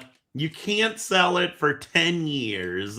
They're the same price. Are you buying the Sunbryon or the Moonbryon? Black Label. Oh God. Probably. Which one's going to be a better investment? Sunbryon, because there's probably going to be so many less of them. I like people, the brainless people always say pop doesn't matter, and I understand what they're trying to say, but what they're saying, the words they say make no sense whatsoever. Like again, this is not like a massive thing. I think people like overreact so drastically, so emotionally when someone says something that doesn't align with what they think. Like, I'm saying this, caring not at all, being invested not at all. I'm saying this with the position that the average person asked me, is Destined Rivals a good investment last May? Well, when I was fighting off all those people in YouTube chat saying that I didn't think it was a good investment, and people were being appalled by my answer, the average holder of 1 and 2 booster boxes. Like, I say this with no skin in the game. I don't care. I don't know. But I just think a lot of these high pop cards are going to age quite poorly. Like, what's Hidden Fate's Charizard doing? That was the card of a generation. I myself caught myself saying that Hidden Fates is one of the best sets of all time, and then it went on to stagnate for 4 years straight. It would have been a terrible investment. I did have some that I kind of like dipped out of after a year or so because they were just flat for so long. I think cards like Moonbryon, and again, I said this back at 1,000, maybe under 1,000. I said this. I think that card will just be flat for a long time, slightly down to the right. I don't think that will grow solidly over time. Like, do you think that? I think the hobby as a whole, a lot of sealed product, a lot of the better stuff. I think the hobby could a lot of the investments within the hobby could double every 5 years. Doubling every 5 years, that's like a 14% rate of return. We've been destroying that the past few years, right? 14%, that's like laughable. That's laughably low, a lot of people would say. I don't think the Moonbryon will double every 5 years. In 20 years, that's 4 doublings. Do you think the Moonbryon in 20 years will be a $25,000 card? Adjusted for inflation, maybe a $50,000 card? I think long term it's going to be the card people remember. I don't think people are going to remember the Sunbryon as much as the Moonbryon. It has a song from Jason Page. What are we talking about? God. I've not heard a Moonbryon song, Nick. Collecticon just got bought. Jason Page is going to be 24/7, 365 singing Go, Pokemon Go, and singing Sunbryon all around the world. I think it's early. Now that I think about it, I might have to put some Sunbryons on the palette. Collecticon just got bought. Jason Page is going worldwide, baby. Come on, what are we talking about? What are we talking about here? No, I don't know, but like I think there are things that in 20 years will be 20x. I don't think the Moonbryon's one of them. I don't think the Gray Felt Hat is one of them. But I could be wrong, and I don't care. Like, I'll buy Moonbryons in 20 years if they're 50 grand. I'll buy them for $45,000. I'll sell them on a mega stream started at $1. tune into PK Ponga or PK or Ponga's grandkids or whoever. Somebody under the Ketchum All Collectibles will be selling $45,000, $50,000 Moonbreons if and when they're that much money. It'll be interesting. It will be interesting. You can't have Nick. The moon only shines because the sun exists. We only see the moon because it reflects the sun's light. The sun has fundamentals. The moon is just a leech. This is Nick. You guys in chat, you guys all have feelings. I have cold, hard facts and data. The moon is nothing without the sun. We wouldn't even see it. No, not buying it. Not buying it. Nick, you don't even think we went to the moon. What are we talking about here? Oh God, I had to do it. I had to do it. Oh. Is the real recession coming to Pokemon? The receding hairlines. Yes. Every dollar of GMV, I lose another hair follicle, and boy, I am not bullish on my hairline. No. Lot of people Moonbreon all day. Long term, do you like booster bundles because they let you cost average into packs at the lowest possible entry with no booster boxes, or do ETBs win as superior sealed collectible? I'm doing both. I said a couple years ago when I was doing the pallets that I didn't have room for air. I really don't today have room for air, but I'm expanding my storage capacity in the next couple of months. So I'm gonna have a lot more room for air. And I'm gonna consistently add both ETBs and bundles because I'm a fence sitter and I don't know which one's better. I don't love either of them. I love booster boxes because they're just tight and concise. And I still am waiting. I'm still waiting for the Gaylord configuration. Give me 20,000 booster packs in a pallet Gaylord, and that will be my investment vessel of choice. I don't get who came up with that. That's such a weird word. But I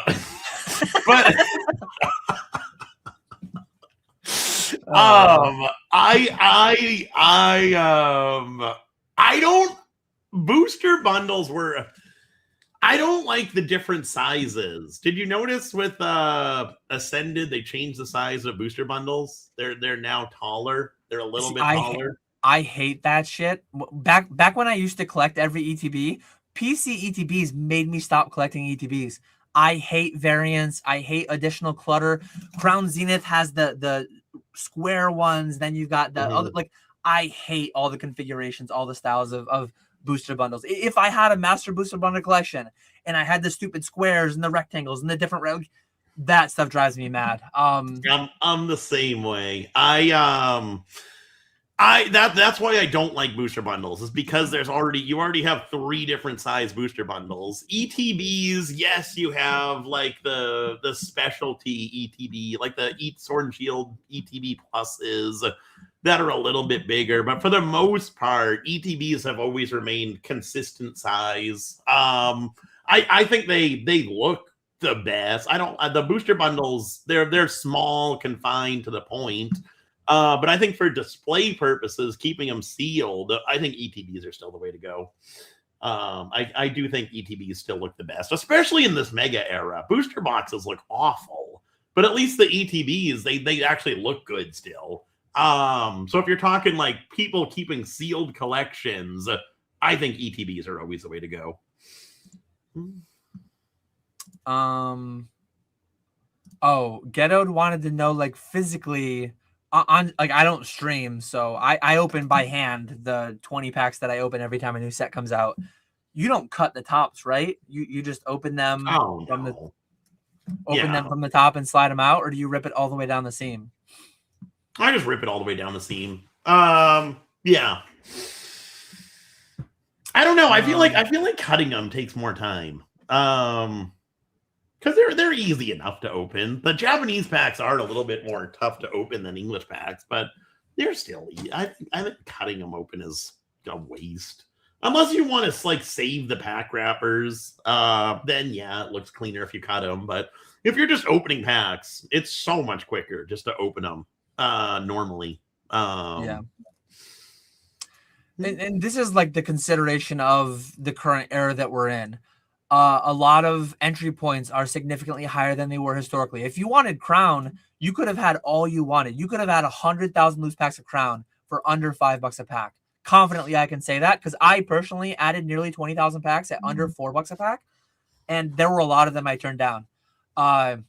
So like, how much of today's gains are just being pulled forward into year one, and will they get those ROIs over the coming decade, 2 decades?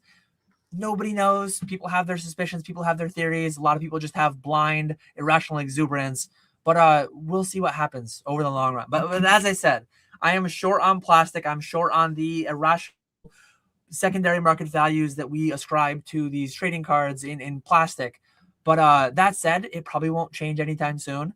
I'm a strange guy in a lot of ways, and I think I'm strange for not just falling over myself to like get the highest grade at the massive premium. And I think my science brain, I think my, like, when I see a measurement, when I see a scale of 10, 1 to 10, especially the 1 to 1,000 joke of a scale that Tag has, when I see a measurement, I want to see reproducibility. I want to see consistency. I want to see accuracy and precision. None of those, to the extent that I would desire them to be, are had by any of the graders out there. And none of them ever will. Like, I am fully capable of knowing what I like in the condition of a card. So I look at it and I look for cards that have the attributes that I value. There's no grading card company that like matches me perfectly in what I value. And then even the things that I do value, the market just values them so much more than I do. Somehow I got there on this comment, but yeah, we're talking about 2 sets. Nothing to do with grading. You just somehow really want to keep that grading. I just had that one stuck there. I don't remember, as crazy as this is to say, somewhere between 500 and 1,000. I know that I bought 1,500-ish, but 500 were for someone else. And maybe I bought closer to 2,000. I've graded hundreds already. I sent a bunch raw to PK and Ponga. I sent some sealed packs to PK and Ponga. I could have between 500 and 1,000 sealed currently. I don't remember, though. I'm going to add some to the pallets, though, too. I'm going to add some 5-10 years, see what happens. Are you going to add the boxes or just the packs? A little bit of both. Boxes will have a premium? I only have like 12 sealed cases even left. I'll probably add 6 of them or 12 of them to the pallet. Maybe I'll add all of them to the pallet. But I'm going to add some sealed packs, too. Yeah. I could see them. I could see him having a premium, but look at a pretty decent analog, I think, is the mythical pin collections. Most of the mythical pin collections don't have very much of a premium over just the promo and the packs. Yeah. Yeah, I broke all mine down. I did keep what? Oh, the boxes. I thought you meant the packs. I did keep some packs sealed to set back. Because I think once we get like the other series, I think having a whole set of the series packs is going to be good. Because the pack arts look cool. For a pack collector, I think it's a cool little pack collection type thing. Tricky Lane Horse. Charlie with some lore, with some Nick lore. Oh God. Every time I'm thinking I'm going to sell, I look up and the value of my PC has gone up 3 to 5x. Should I just sell right before I think it's an emote that didn't come through StreamYard to make sure I don't sell too soon. You don't see that? It's a what? It's a tombstone. Oh, I see. Like, look at on the screen. It shows that as a box. It's got the curved circle. It's gray. On the screen? Yeah. On the screen, I just see the box. Really? I'll see a picture. Is my StreamYard messing with me? I'm gonna pull it up on YouTube right now. Yeah, I'm looking on StreamYard. It's showing me. I'll send you a picture of it. Oh, that's weird. It's on the broadcast as the tombstone, but within the back end of StreamYard, it's just a square, which it does for most of the emotes. Yeah, that's odd. Cash flow and personal situation and debts and risk and yada yada yada. It always comes down to the individual situation more than anything. But one thing that I say a lot, and I think a lot of other people have echoed similar, is like I generally don't sell to just make a number go up in bank account. There's not much that I sell to just have more cash, especially if I have 10K in product and I sell it to turn it into cash. That 10K in cash that I get after the sale is actually 9,500 in cash because of fees, and then it goes to $6,000 or $5,000 because of taxes. So like most times I'll just put it into a different product if there's something else that I like better. But to turn it into cash for the sake of cash, not really. To turn it into paying off my house for freedom, yes. To turn it into paying off student loans and car and whatever. There are times and situations where I have and would do that again, absolutely. But everyone's situation is different. I would agree with what you said. If you're going to use the money for something, then yes. But just for the sake of selling, no. Top 5 holofoil types. Costco has reverse Cosmos. McDonald's has confetti. Current reverses have mirror, etc. Last place is Firework Holo from Legendary Collection. That's awful. That's last place. So dead bad. last. That dead is last. So bad. Number one is the swirl one. This I don't even know which one's. Is that Galaxy or is that Cosmos? I can't remember what the hell's what. That's got to be Cosmos, right? Yeah, maybe. I don't know. I'm terrible with all this stuff, but I would say the one was That's swirls. number 1 for you? Yeah, because it's got a chase within the I don't actually care that much about swirls, but I like selling swirls for a big premium. So it's got a chase within the chase. I think that is a cool thing behind it. But what are yours? I would go the stamp EX stamp reverses as number 1. With like the energy symbol like thing going on in the with the set logo. Holland Phantoms, Deoxys. So that's number 1. Number 2 is with the energy symbols in the background, like Fire Red, Leaf Green. Number 3 is going to be the Legendary Collection Firework reverses. And then Cosmos Holo as the other one.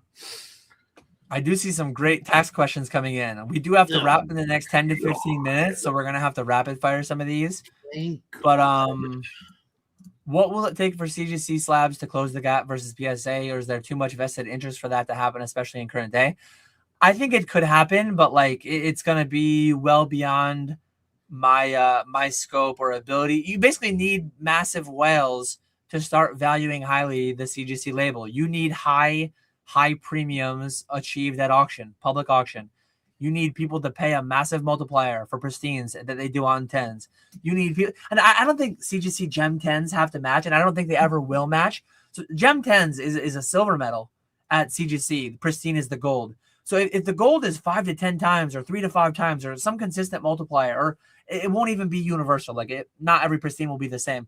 But if it's consistently strong across the board to PSA 10s, and CGC 10s are some reasonable percentage of PSA 10s, like over time it could happen. I think a lot of people get way too strongly rooted in like PSA has always been on top and they always will be. Over the next year, 2 years, 3 years, 5 years, I'm quite confident PSA will be top dog. But like 20, 30 years out, I don't know. Nobody really knows. Things could happen. And that's where like buy the slab and the label. Buy the label and the card. Buy the label and the card. Yeah. I think the biggest thing is like what you said. People compare CGC Gem 10s to PSA Gem 10s, where that's not a fair comparison. A lot of people still do that. But yeah, I think CGC Pristines should have a premium over PSA 10s. It usually does. But like the Moonbryon that I bought it right at 4,000, which was the same price as a PSA 10. So I think I did well, but the market values them at the same price. So I almost think the Pristines are like under. I don't know if I'd say undervalued because it is expensive still, but I would so much rather a Pristine than a PSA 10 at the same price. Me too, but like the card matters though too. I remember a few months ago there was actually a buy it now. I believe it was a PSA 10 first edition Dark Charizard, and that card was priced below the most recent PSA 10 sales. And there were auctions, there were multiple comps of CGC 10 pristines below PSA 10s. So it's not universal. You would need things like that to be not a thing. You would need multiple tens of millions, hundreds of millions, billions of dollars of demand to consistently and universally kind of like, you would need a lot of things to happen over a long period of time. But like PSA, with all these unforced errors over time, like that stuff can have an effect. That stuff can add up. That stuff matters over the long run. But yeah, I don't know. We'll see what happens. PSA will probably, like, if I had to bet either way, PSA will probably be top dog in 30 years. But if I was like massively invested in that outcome, I would care more a lot more about all the happenings in the short term. I would care a lot about having, like, if you have a PSA 10 that's truly a 10, at the end of the day, if PSA falls out of favor and XYZ becomes the new grader, cross grade it to XYZ. If it's a strong 10, it'll be a strong grade in XYZ's scale as well. So buy the card and the grade is what I always say. And the grader can lose favor, the grader can lose premium and all that stuff, but the card is the card at the end of the day. People lose sight of that. People get so stuck on the labels that, like, the card is the card. And if it's a gem quality card, like, that's gonna survive any reputational damage to the grader. Maybe not, like, maybe it will still lose percentages or whatever, but it won't lose everything. Nick, what's your strategy moving forward as nearly all the best sets in Pokemon are all specialty sets and don't have a booster box? Up until recently, it's been just setting loose packs back, because obviously, like with the streaming, I'm fine just having loose packs because I'm gonna sell them myself eventually. But I have started setting back ETBs specifically. So yeah, I would say more so loose packs just for the space. But then setting back a couple cases of ETBs as well. Just because I do think they're always a solid sealed product to hold on to. I still don't do anything with collection boxes or anything like that. Yeah, and I mostly do loose packs on the palette for specialty sets. Same reason. I know that they're good. They come from my distro. I break down the products myself. I put them on the palette. 3, 5, 10, 20 years from now, if I want to have like higher end packs that are known, good, trusted, they weren't weighed, they weren't scanned, they weren't this and that. That's why I like setting those back. With alt losing cross-listing to eBay, that's actually massive hobby news, pretty massive hobby news that nobody's been talking about. I think Zach and Nick, right? Tetra's name is Nick, I believe. Yeah. Yep. Yeah. Zach and Nick were talking about it on, I can't remember the name of all the podcasts, but that other inconsistent podcast that posts weekly and then sometimes 6 months between. And shout out to them. I can't remember their name, but Gem Mint Pokemon and Tetra Ninjas podcast. Sorry guys if you're listening. But yeah, I think they talked about it, and that's pretty big. That's pretty big. That's interesting. It's interesting that eBay allowed a competitor to kind of be there so long. They famously, formerly kicked off PWCC, all the messy breakup, shill bidding, blah, blah, blah, whatever. I guess we didn't get that whole messy nature of it with alt, so we didn't hear about it as much. If there was like a shill bidding accusation, if there were things like that going on, we probably would have heard about it more. But I think Fanatics is solid. I don't have deep data to like support that with. I know that they keep internal data with respect to percentage of card ladder values that they're achieving at auction. Right now, I think every platform's data looks good because week over week cards just sell for more. So everything's being sold for 120% of former card ladder value. But yeah, I run a pretty large business, and like the vast majority of it runs through Fanatics, and I'm very happy there. But PSA Vault is, I'm sure, I don't have the data in front of me, well, I don't have the data in general, but I'm pretty sure that PSA sells more GMV than Fanatics does. I would imagine. Obviously, like the only thing you hear are the negatives. You don't hear the positives, but there has been a lot of negatives coming out of Next gen TCG. Yeah, that's the one. That's the one. There have been a lot of negatives of people complaining about the PSA Vault. Them breaking cards, not getting them entered, taking forever to ship. Whereas I don't hear anything from Fanatics. So that could be a downside to the PSA Vault. But then again, you do always hear about just the negatives and not the vast majority, which are the positives. Yeah. People are inherently drama llamas.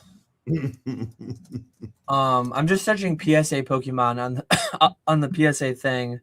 70,000 results. Auction has 10,000 results, so they definitely have more than Fanatics already. But yeah, I think I didn't engage with alt really myself. I don't have any cards in the alt vault. I have had an alt account before. I have sold through them. I have bought through them, but recently they're not someone that I interact with too much. Shout out to Brown Eyes Yellow Dragon. I think they've got a good operation going on over there, but it's less good today than it was a month ago because now you can't cross list on eBay, which definitely sucks. And I wonder how many of their sales came from eBay versus directly on alt. I would imagine it was a good percentage. Yeah, I would imagine it's the majority, but that's entirely speculation. If AI generates questions as a means of keeping you both here indefinitely, would you drop your other responsibilities? No. We will be ending in the next 5 to 10 minutes either way. Yeah. What is one quality each of you have you recognize you don't have in yourself? Oh, what is one quality each of you recognize you don't have in yourself and you're glad that you don't? I'm not a good salesman, and I'm kind of glad for it. I think I think the fact that I have no desire to be a good salesman and my antiviral nature, I think that's a good thing. I think in a lot of ways it's kind of bad short term, but I think it's who I am and it's my brand, and I think a lot of people trust me and consign with me and sell to me because of that inherent trust there. I'm just always going to be a bad salesman, and I guess my upside is like lower, but I can live with myself the way that I interact in the space, and I always will be able to. I don't know. That's a tough one. I don't know if there's something I don't have that I'm glad I don't have. I don't know. That's a tough one. I can't think of anything because I'm just so perfect all around. True. But I don't know, because like I can say organization, I can say I'm not good with Excel and spreadsheets and all that stuff, but I want to be better with that stuff. I don't know if there's anything that I don't have that I'm glad I don't have. I'd have to think on that one. I don't know. It is a thought-provoking question. Mm-hmm. Timmy McGee hitting us with the deep questions. Ancient Mew has an easier one. Are you going to go hard on the 30th? So like the 30th, if it's really good, it'll probably be priced like it's really good. And I'll probably sell most of it. I'll with the pallets, I'll force myself to hold some because we're booming and everything's crazy and everyone's nuts. But if the price is too crazy, I'll probably just dump the vast majority. But like that's the kind of question that like context matters. Yes, at the right price, I would get hundreds of thousands of dollars worth and I would sit on them. But at the price that they'll likely be, I'll probably get 50 to 100 grand worth, and I'll probably churn and burn the rest of it and make a bunch of money. So more so on the singles. What's your strategy? Grade a bunch at the start, try to get the stupid graded premiums through CGC Fanatics. And then, yeah, just have them in stock for the streams. But like, I'm not going to do I don't really do big plays with singles. If I can get like 1,000 of a promo or 500 of a promo, I'm more prone to do that. But I'm not going to go like buy out TCG player with 10 or 20 grand, or I don't really do those kind of plays. Maybe I should, but I think I'm going to buy, maybe not right out of the gate, but within a couple of weeks, I'm gonna buy a bunch of singles to set back. Not a ton, but do my 10, 20 copies of all the ones that I want. I'm still kicking myself with the first off, the Phantasmal Charizard. I did buy a decent bit of those at around the $700 mark. But I could have bought it if I bought earlier. I could have bought it at the $500 mark. But the bigger one I'm kicking myself with is the Ascended Pikachu, where he's standing by the tree. I knew I wanted to buy a bunch of those cards, but I thought I'm gonna wait for this reprint or this release where we got the other collection boxes, we got the booster bundles, we got wave 2 of some of the collection boxes. I thought now would be the time to buy that card, but it's already jumped from $400 or $500 up to $1,000 because I waited for more product to come out. So I think as long as things stay the same for the 30th, I think the whole, like it used to be, the cards came out high and then they dropped after a couple weeks, and we're just not seeing that now. So I think now you have to kind of pivot and buy stuff shortly after release. So I think that's what I'm going to do, at least for a 10, 20 copies of each card that I want. Top signal. By the time Nick starts buying them out the gate, that's when they're going to go back to their historical norm of being here and then going there. I knew I wanted to buy a bunch of Ascended Picos, then do it lightweight. All the microphone and none of the conviction. I know. Get wrecked, Nick. Get wrecked. I'm kicking. That is the it's gonna be a hot take here. That is my new favorite Pikachu. It's even better than the Gold Star Pikachu. I said it. I like it. I think that's Gold, pretty. Gold Star pretty Pikachu used to be my number one Pikachu, but I think this Ascended, the one where he's standing by the tree, is the greatest Pikachu artwork. Every newest artwork is the best artwork. No, it's not because Pokemon. It's the newest. No, stop it. Because I never said that about the Booty Chew in Surging. That is a god awful Pikachu. Charlie's going at all hat, no cattle. All talk, no walk. The man is being exposed for the fraud that he is. We're going to take a couple more and then we're going to wrap up. How important is Series 1 promo pack if I'm long on first partner illustration? Do you see them moving on to additional series or coming back to hit the Series 1 repeatedly? Would that even matter? I have no clue. It feels like the Mythical Pin collections and the way that they did the Mythical Pin collections, though that was 10 years ago, the Mews were a premium. The Mews were harder to get out of all of them. They were $6.15 or $8.15. What were they at wholesale? 2 packs, so they were probably $6.15. Is that right? $6.15 at wholesale or $6.25? And $14.99 retail or $12.99 retail. But anyways, I think the first partner ones will do well. I'm going deeper into the first partners, likely at a significantly higher price than the Series 2 or Series 3 will be. But again, I could be wrong. I don't know. That's the talk versus the walk. The talk matching the walk. I don't know if we will get a reprint of Series 1 or same thing with like Series 2, 3, 4, 5. Just because they have so many series to print. I feel like it's going to be like a one and done type thing.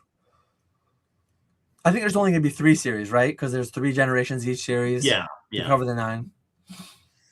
Nick going all the way out to Series 5. Man's wild.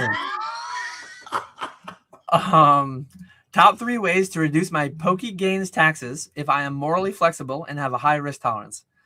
Definitely pay a good CPA a lot of money because they will have good strategies for you. But and Charlie knows this all, but cash basis, spend to zero, yada yada yada. Buy a very large vehicle above 6,000 pounds or whatever it is.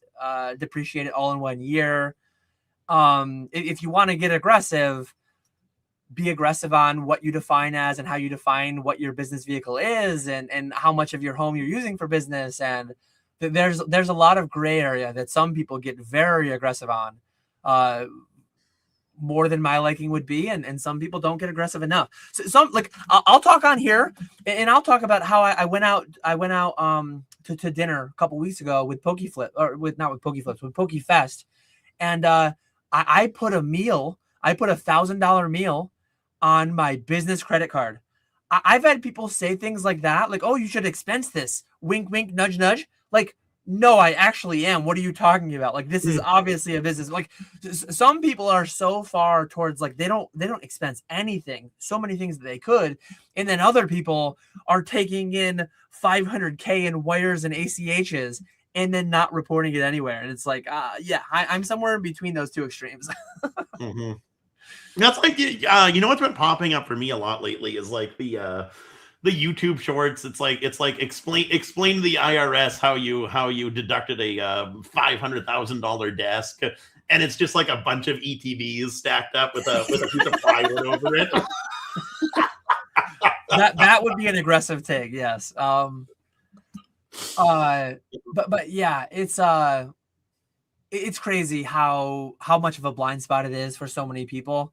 I think tax planning in and around businesses and in and around investing is crucial. Taxes can eat up a vast majority of your returns if you're doing them improperly.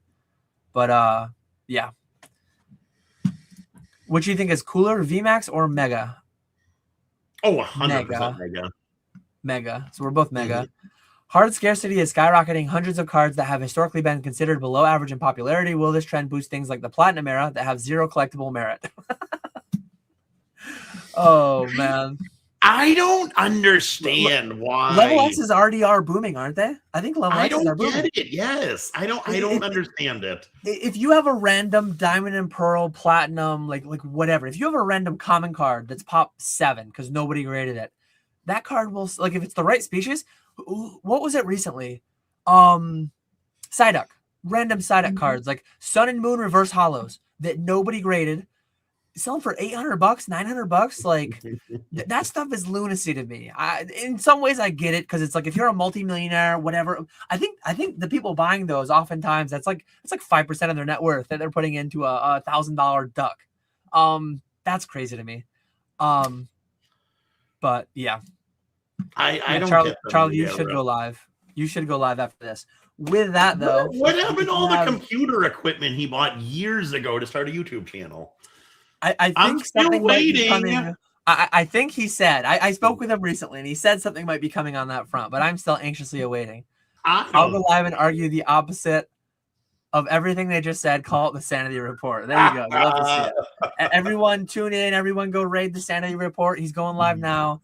But a lot of us are anxiously awaiting Charlie's entrance into the social media sphere more thoroughly and the YouTube space and all that. But we'll see what we get if and when we get it. Not holding my breath, but I'm excited about what we could potentially get. Yes. Me too. Anything else to add? Anything going on this weekend people should tune into? KetchumAllCollectibles, eBay, Fanatics, most of the day, every day. Go find us there. Yeah, tune into my streams instead of Dan's streams as always. But yeah, other than that, we'll be live in a couple of weeks and hope everyone has a great weekend. Thanks as always for being here. Thanks for all the engaging questions. Nice to see you in here, Charlie. Nice little treat, unexpected. But yeah, with that, we're going to head out. We will catch you all later. See you later.